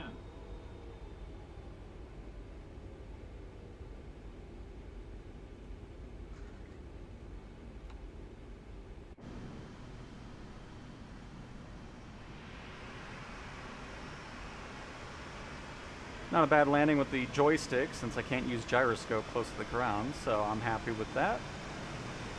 Overall performance with the plane as well, but just everything loading-wise is very odd. Let me switch to a 172 really quick and see if we get the same effect.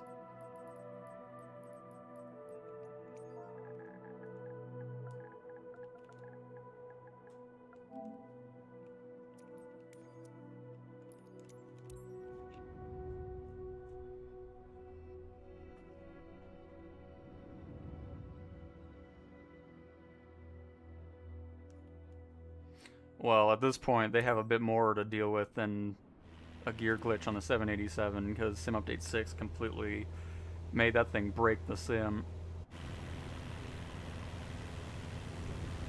Yep, still getting the terrible... Yeah. I really, really do hope it's just the servers are busy. Because now, even in flying a 172, it's not loading in parts of the runway that are right next to us. I mean, it's all... That's crazy.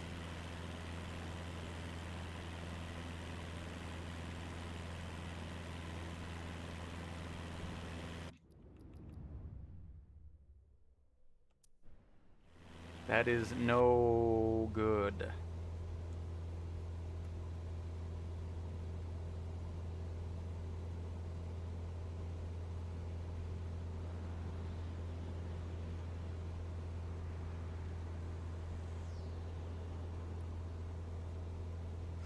Let me just try something really quick.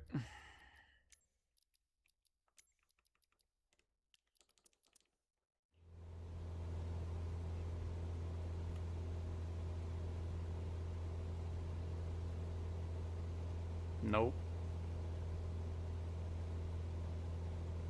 Please be server related. Oh my goodness. I do not want to see the world look like this until a 6.1 update comes out. That would be so bad. So, yeah.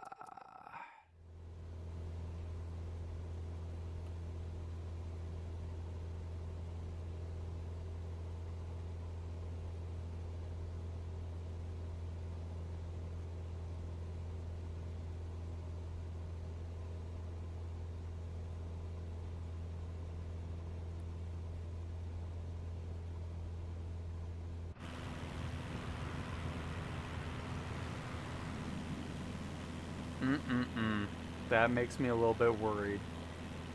Because right now all I can say is, yeah, the servers are overloaded. That's why this is happening. And... Oh, what the heck is with the door? Wait.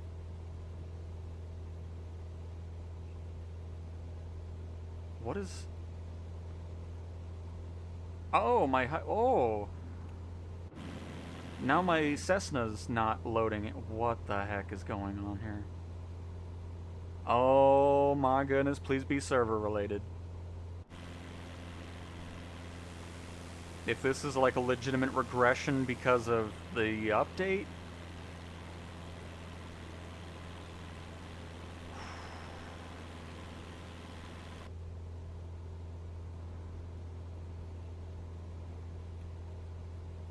I mean, it can't even properly load a 1.7... Oh, no. I'm so worried right now, folks. I'm gonna be completely honest with you. Because, you know, when we first saw it, I was like, yeah, okay, whatever. The server's gonna be, you know, overloaded, whatever. But... Yeah.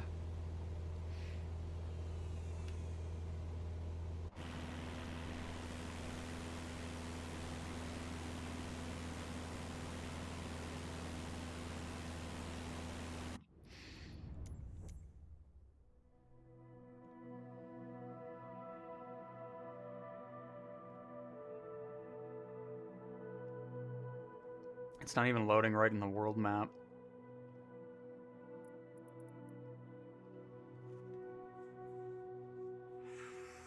Well, alright everybody.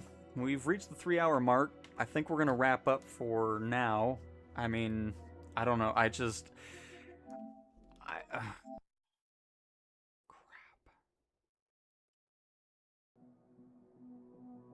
Because this was not being... I never saw this once during the beta. So...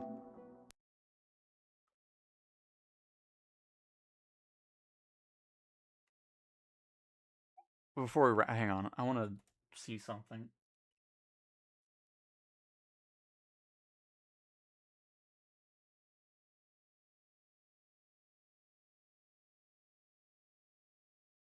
Yeah, but this isn't that.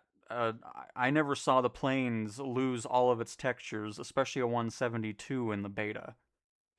I never saw a downgrade in visuals on satellite imagery and terrain either in the beta. So I'm chalking it up for now as to a lot of people being in the servers and whatever.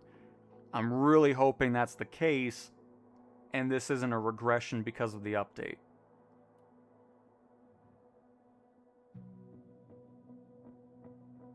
Because none of what we've been seeing during, you know, the 787 glitching, because we flew the 787 in the beta, and we were not having that whole world lose all of its data and not loading in. The 787 sucks, sure, but I didn't see that before. I never saw the longitude completely break the rest of the sim either until today, so it's very worrying.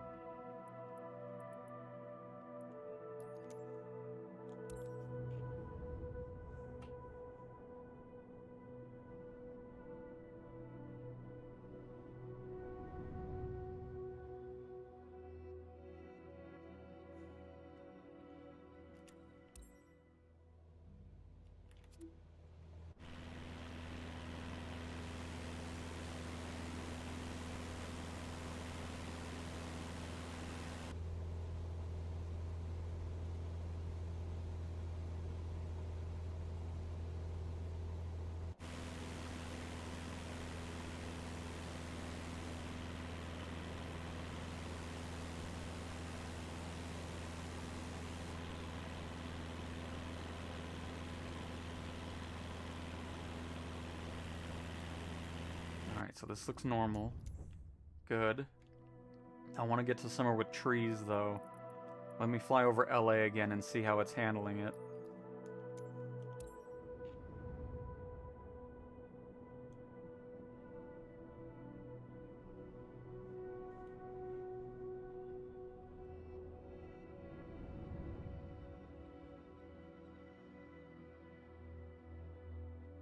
Maybe a restart got to some more fresh servers, because now we have a regular draw distance. It's not this, like, quarter of a mile line. And a lot less pop-in. Things are loading in off-screen and staying loaded. Oh, thank goodness. Okay, let's try it with the Grand Caravan, because we know that one had a very short distance for whatever reason.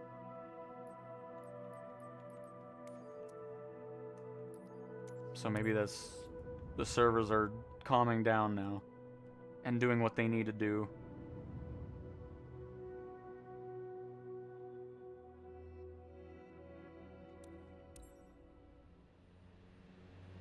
There we go. Because before, you know, if you were here earlier, it would stop drawing stuff around right here.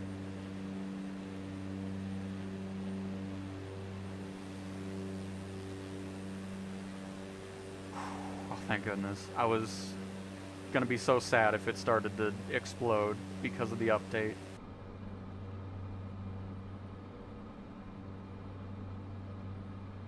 Okay, now that things look normal again, like we've been used to, a Let me grab the 787. Maybe something was just weird because of the servers there. This might break the sim, but I just want to see.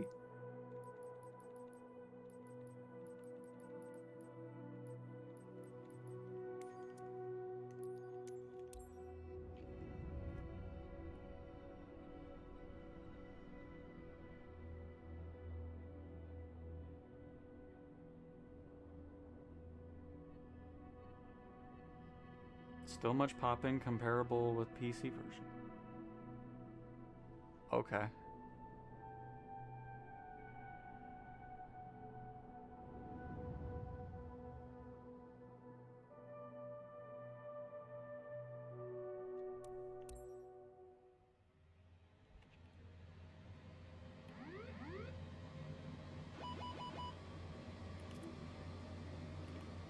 Didn't realize the gyroscope doesn't animate with this. But anyways.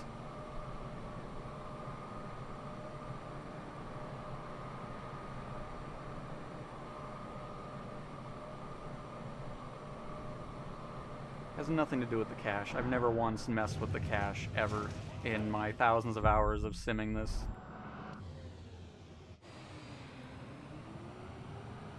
There we go. It was server related. All this makes me so happy.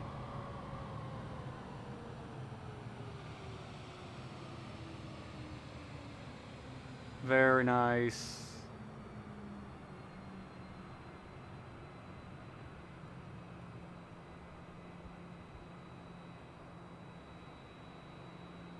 Perfect. Because now it's not doing... So let me go into the longitude here. Let's see how that does.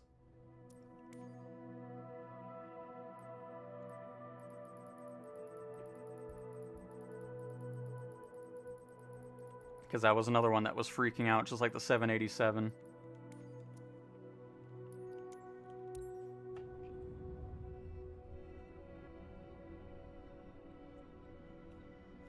Yep, and now that setting will save as well, because it was there, and then it would always revert for whatever reason. Don't mind this is just typical longitude nonsense here. It'll load in eventually.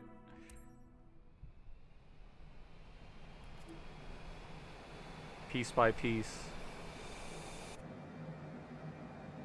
Hey! Well, folks, I think we can confirm it was server overload. Look at that.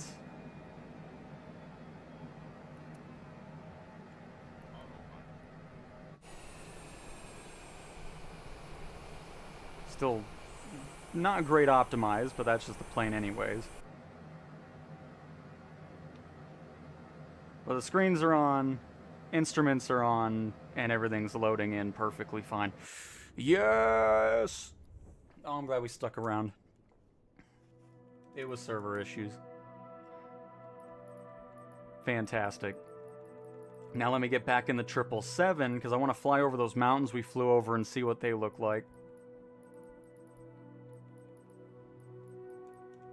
We'll spawn back at that airport we landed at.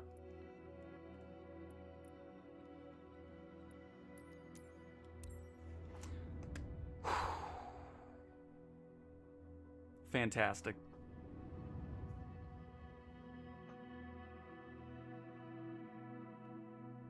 Look at that. Everything's loading in immediately. Nice. The 787 didn't break the rest of it. The longitude isn't breaking everything. It was absolutely server related. Thank goodness for that.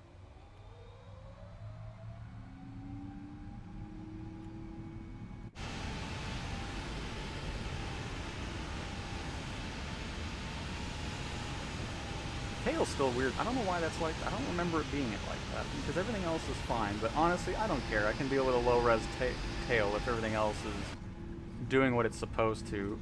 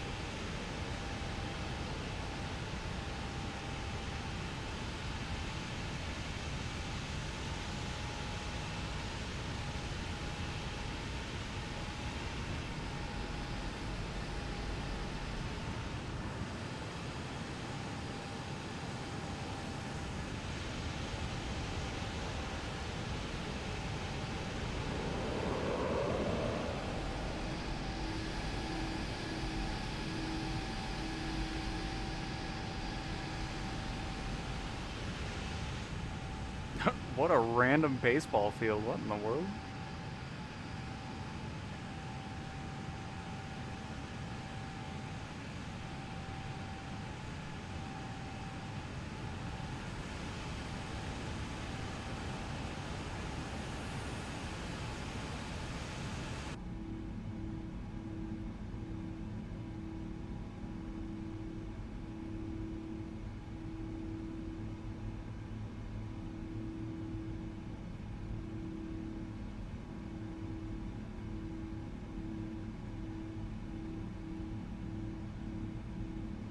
Because I just really want to see, because interested to see what's going on with the mountains.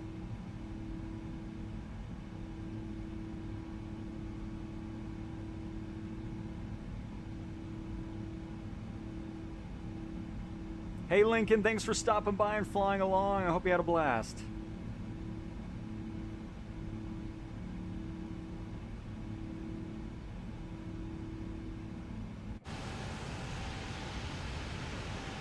I mean, the 787 still has its issues. It just, earlier in the stream, it completely broke the sim.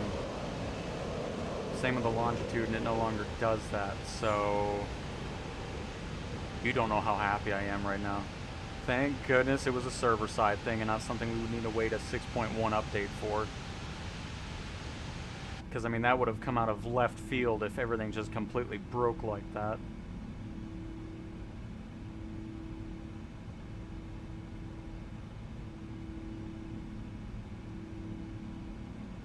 Hey Josh, and if you're running into that load issue, just reinstall the whole sim.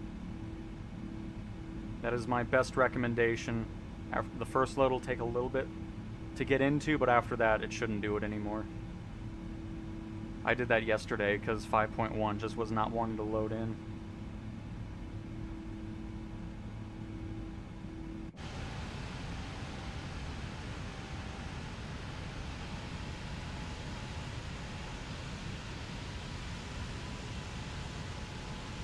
Hello, Jack. Hello, hello.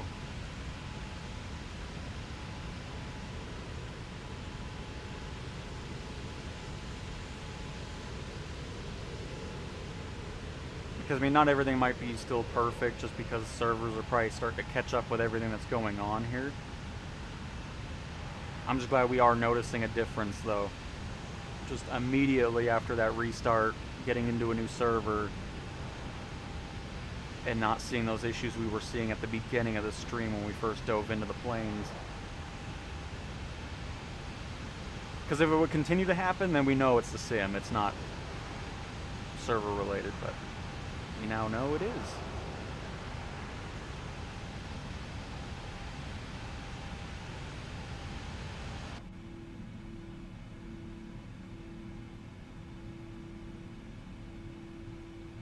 Still not seeing the mountains really load in. They are now. But as I just said, we might still see some lingering discrepancies of issues because of the servers, so. But it's still doing more than it was before, so I'm very, very pleased with seeing that. Whew, don't scare me like that, Sim. At least we'll know for future reference, though, if we do end up seeing that. I need to go in the Volocopter. I need to relax and enjoy my eVTOL I've never been able to use until now.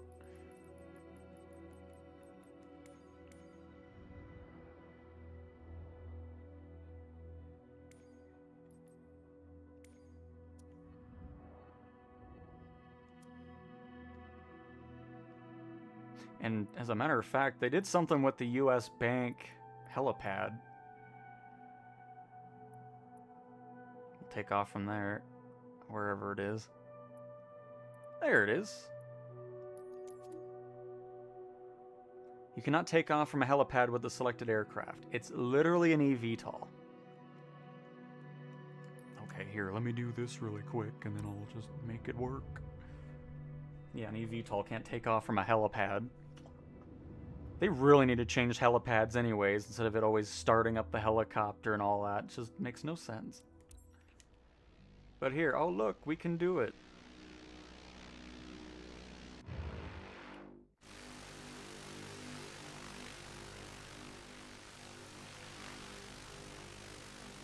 Hello, Los Angeles. And hello to a server that's doing so much nicer. So did they do anything different? No. So autopilot won't work then either. That's okay. At least this thing flies, so...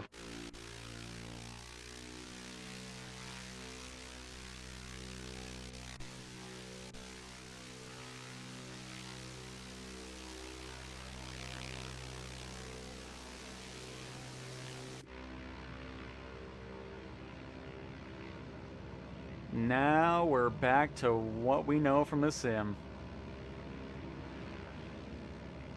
Awesome.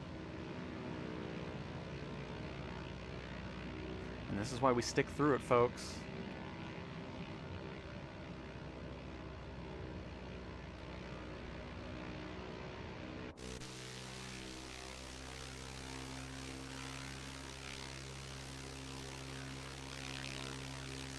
Yeah, I mean, VR shouldn't have had any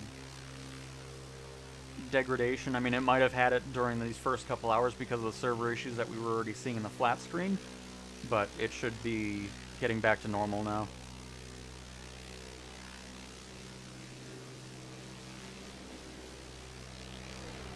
Yeah, Maze Bank.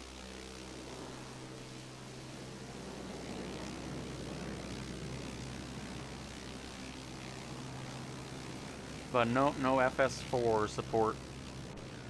That'll be coming in a future update.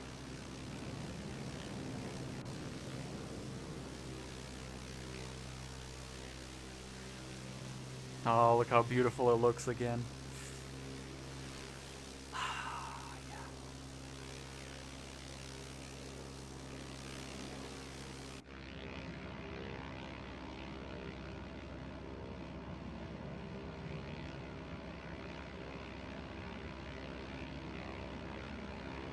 Terrain stuff still not 100%, but everything else is really getting back to normal.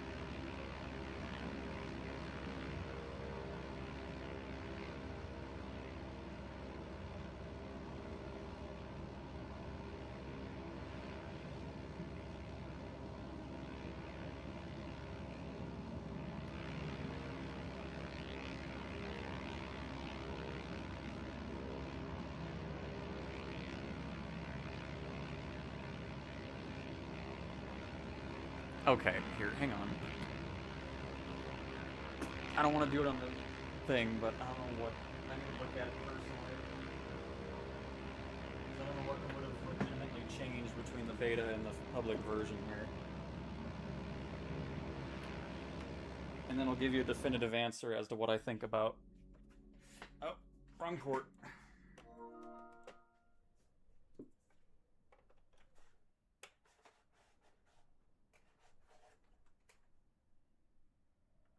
Give you a definitive answer on if the VR looks just as good as the beta, because I don't know what people are saying. Right.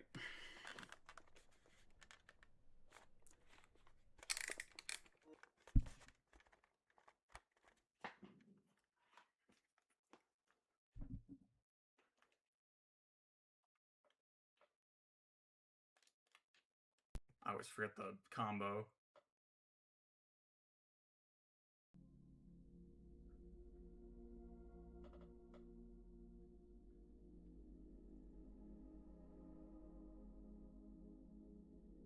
Easier. I don't want to do the set. Oh, I can't. God dang it. Just isn't ready to use yet. Do you want to cancel the turn? No, I don't.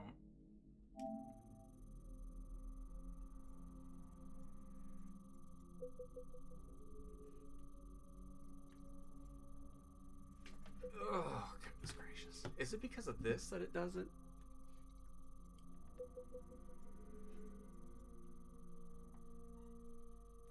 I don't even know what you got. Do you just see the sim doing its thing in the background? I hope so. Oh my goodness, I don't want to do the stupid setup. Just let me play in person. I don't care about all this. You might just see a blank screen, actually.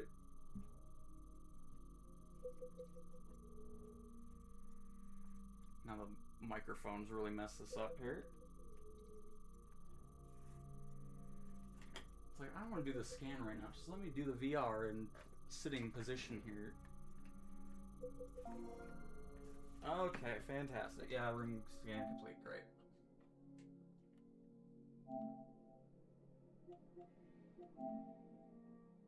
Set play area here. Yeah, great. Okay. Goodness gracious.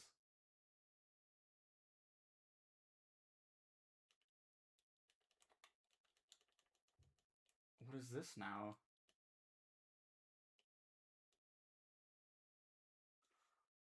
Oh, I'm not in the... Okay, here we go. Finally. Goodness.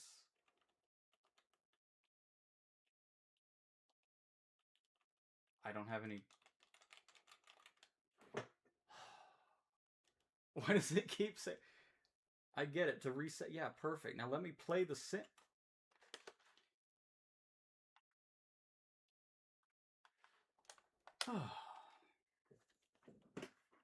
I can't... I don't have control of the sim now.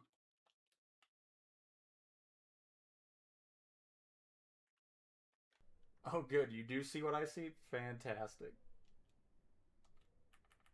I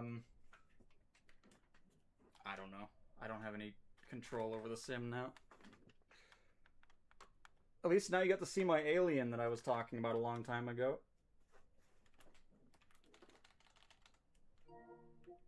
Oh, goodness gracious. I should have just left it alone. I should have just left it alone, but no. I just realized the microphone wasn't close either. Alright, do a restart and hopefully that'll get in there. Goodness gracious.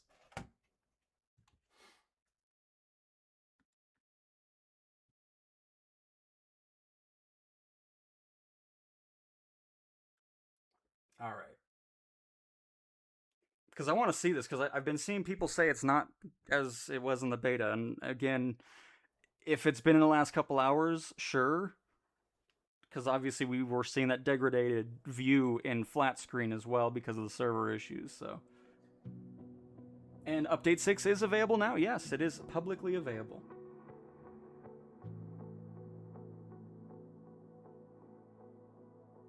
You like my bear? I have a lot of bears. Which apparently you saw because of me having to set the stupid play area up again.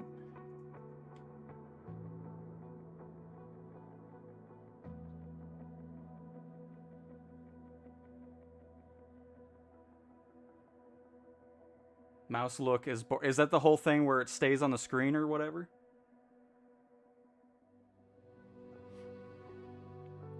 Please promote this thing to your viewers. We've only announced the full details for Stage 1 Monday so far. But you can tell your viewers what day you will be joining as a... Oh, I guess I wasn't supposed to say anything yet? Well, I said it earlier, but hey, it works out.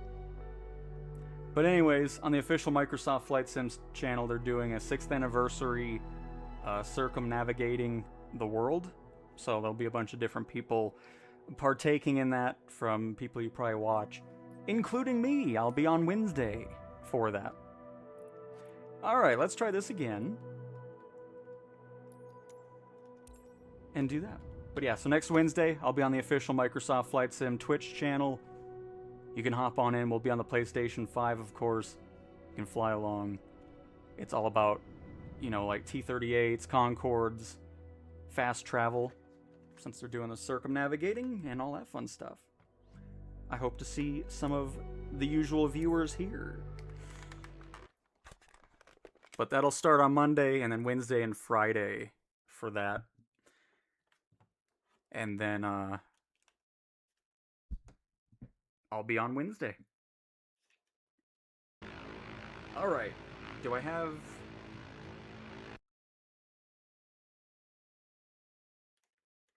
Oh, what the heck?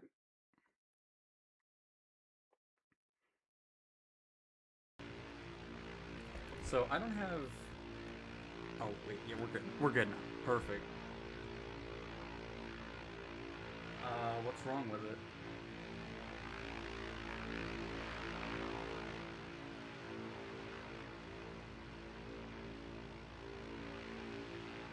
look at the mountains now. See, they're starting to... Oh, the servers are really coming back. Perfect. I'm seeing no degradation from the beta to this. So I don't know what people are talking about. This looks just as phenomenal as it was in the beta. Excellent draw distance, the upgraded clouds, readability of the instrument panel. You are seeing this, right? Oh my goodness, please don't tell me it's a dark screen. And the stream's delayed. Okay, it is. Oh, thank God dang, it scared the crap out of me.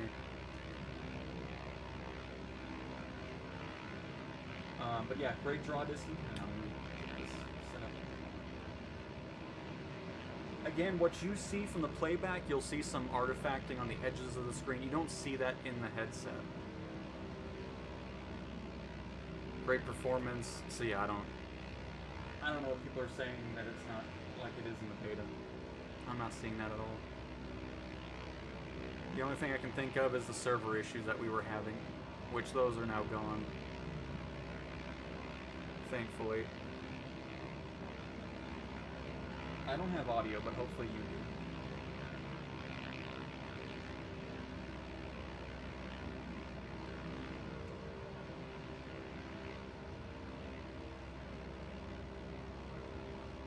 But yeah, this looks phenomenal, as usual.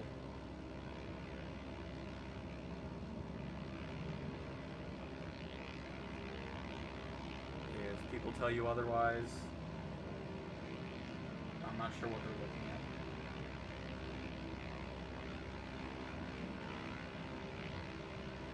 at. Nice. And as a matter of fact, let's dive into... I still don't have menu control, though. That's just something I'll have to figure out later. I'm not really too worried about it. Let me get out of this.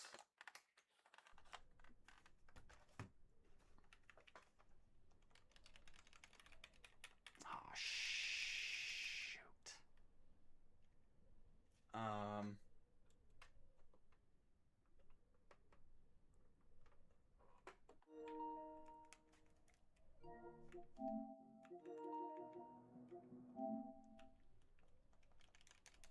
No, I don't want to restart again. Oh my goodness gracious.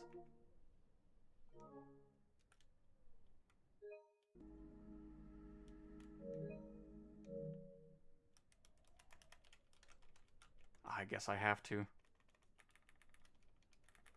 I'm not sure what that bug is, but it's bugging me.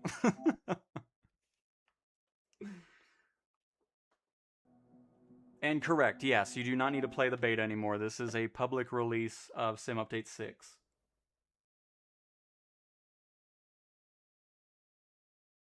PSVR settings, all default. I don't change anything. Whatever I plug the PlayStation VR headset in the PlayStation set to, and whatever the Sim has set to.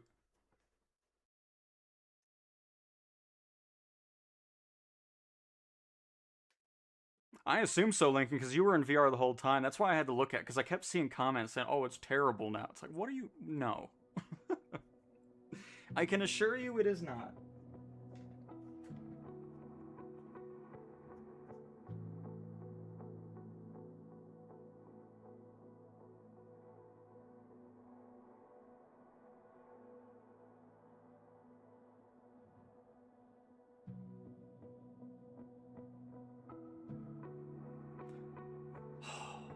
I'm still thinking, I mean, it's just, oh man. I was getting flashbacks to Sim Update 5 all over again. I was like, please don't do this. So if you're having issues before, you see, I mean, the fact that we saw the bad and the good, you know, getting it back to normal in the same stream, I'm really happy about, because then everybody can see what we were dealing with and what we're no longer dealing with, so... It's something good to keep in mind in future updates. Especially server side. If we see a lot of things that are like, whoa, what is happening here? Now we'll know. Just bought Microsoft Flight Sim in the PS Store yesterday, so right on time. Nice! Very nice. Hopefully you have an absolute blast. Alright, so I think we're going to go into... I didn't do the Eurofighter in VR, so I think we'll do a little bit with that to wrap up this stream here. Do I have it active? I think it should be active because I saw it flying around.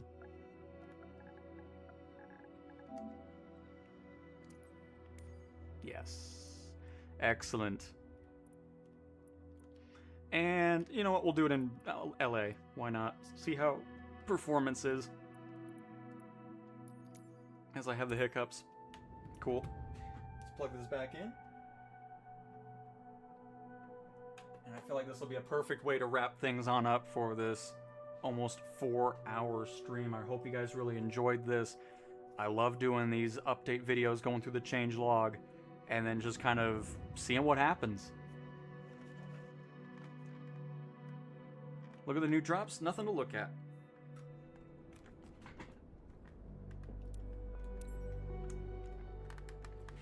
Alright, hopefully I don't have to set this thing back up again. Don't need everybody seeing my bear collection out here. Make sure you're holding onto your controller. I am.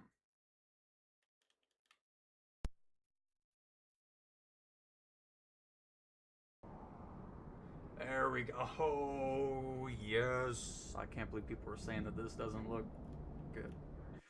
It's like, okay.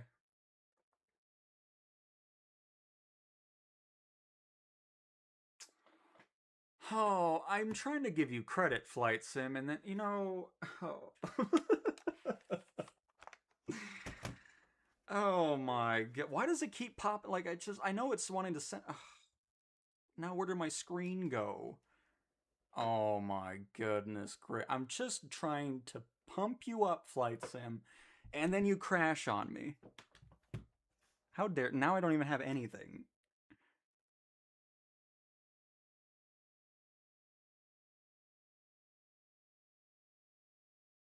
Hello?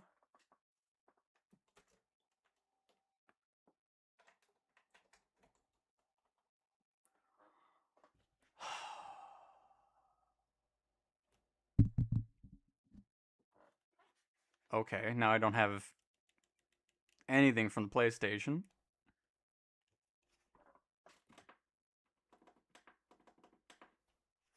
You know, we should have ended on a high note. We should have just ended on a high note, folks.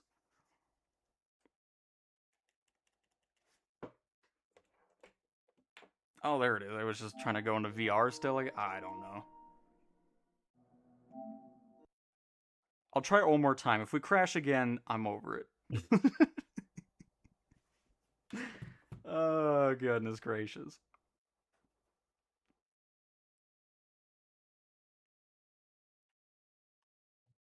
Are you talking about where if you go into cursor mode, it'll reset the rudder, and then if you use any of the triggers, it'll immediately go into like a full right turn? That's been a bug for quite a few sim updates. But yeah, it's still going to be in the sim now. You'll have to restart the flight in order to get rid of it. Alright folks, we are going to go into VR and fly the Eurofighter. If the sim wants us to. The 737-800 from PMDG will not release until the nav data issue is resolved with the 777F. And then once that is resolved with the 777F, the 737-800 will release after that.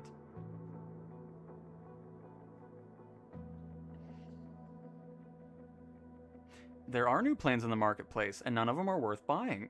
That's what I mean by we're not checking any of them out.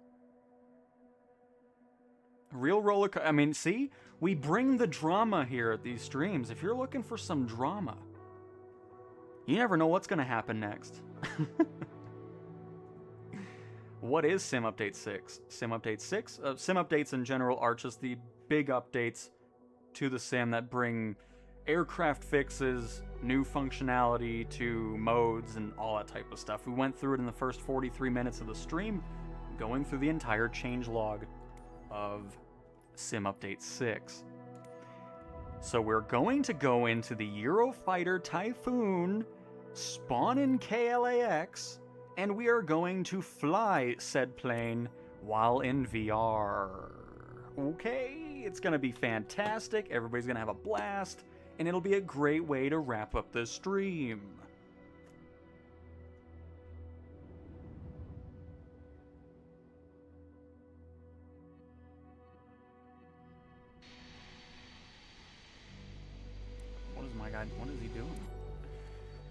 Alright, here we go, folks. Let me go ahead and plug in the VR headset again here. Oh god, don't slide off the oh, goodness gracious. There we go. Don't mind the other plane in front of us. Alright, turn this on. I feel like I've done this before. Oh, there we go. Make sure you're holding the controller. I am. Please do not crash.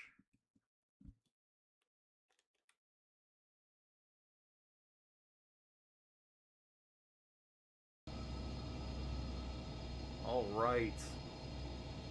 Perfect. I feel like I'm a little too tall in here. Uh-oh. Folks? I don't know why I lose controller control. Oh, is that one? Okay, last time I did this, you broke the sim. Please don't do it. Don't do it. Don't do it. Just reset the pilot view and be happy.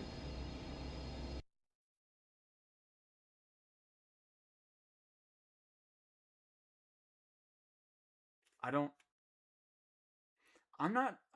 why is it going... Is it the wrong... Oh, did it do that stupid button? Oh, okay, well... It crashed again, in case you didn't see any of that. I don't know why it keeps asking me to recenter with the same button that entering VR is. Because it's going out of VR and then crashing it. I'll have to mess with it later. I'm sorry, folks, but I don't feel like dealing with this anymore. I don't know what it's doing, but... I'll have to mess with it, because for some reason I lose complete control from the DualSense controller. And I think there might be a button conflict for some reason. I'm not sure. I'll have to look into it, but... It's over. We'll mess with it later. We'll probably do some more of that tomorrow. I'll try to figure that out and make it to where it doesn't crash, because I don't know why it's the same button to enter VR that wants me to reset the camera, so I don't know what it's doing. But anyways, I still think this was a fantastic stream. Thank you to, I think we almost reached like 300 viewers at one point, at one time. So thank you guys so much for stopping by. I do hope you enjoyed diving through the changelog, seeing the ups and downs of the adventure of what we had today. And yeah, so very happy that it's definitely server issues that were going on regarding satellite imagery not loading, the planes freaking out and causing mass hysteria in the sim. All that was gone now. Seems like terrain was finally starting to load in perfectly as well, and everything's back to what we were expecting from the usual experience that we had with the sim. So I'm going to take a break from talking now and go eat some food. So, very nice. Thank you guys so much for the support. It's awesome to see. Thanks to everybody who came into the sim to fly along as well. We'll be doing that more tomorrow, absolutely. So, with that being said, thanks for watching, and I will talk to you guys next time. Goodbye!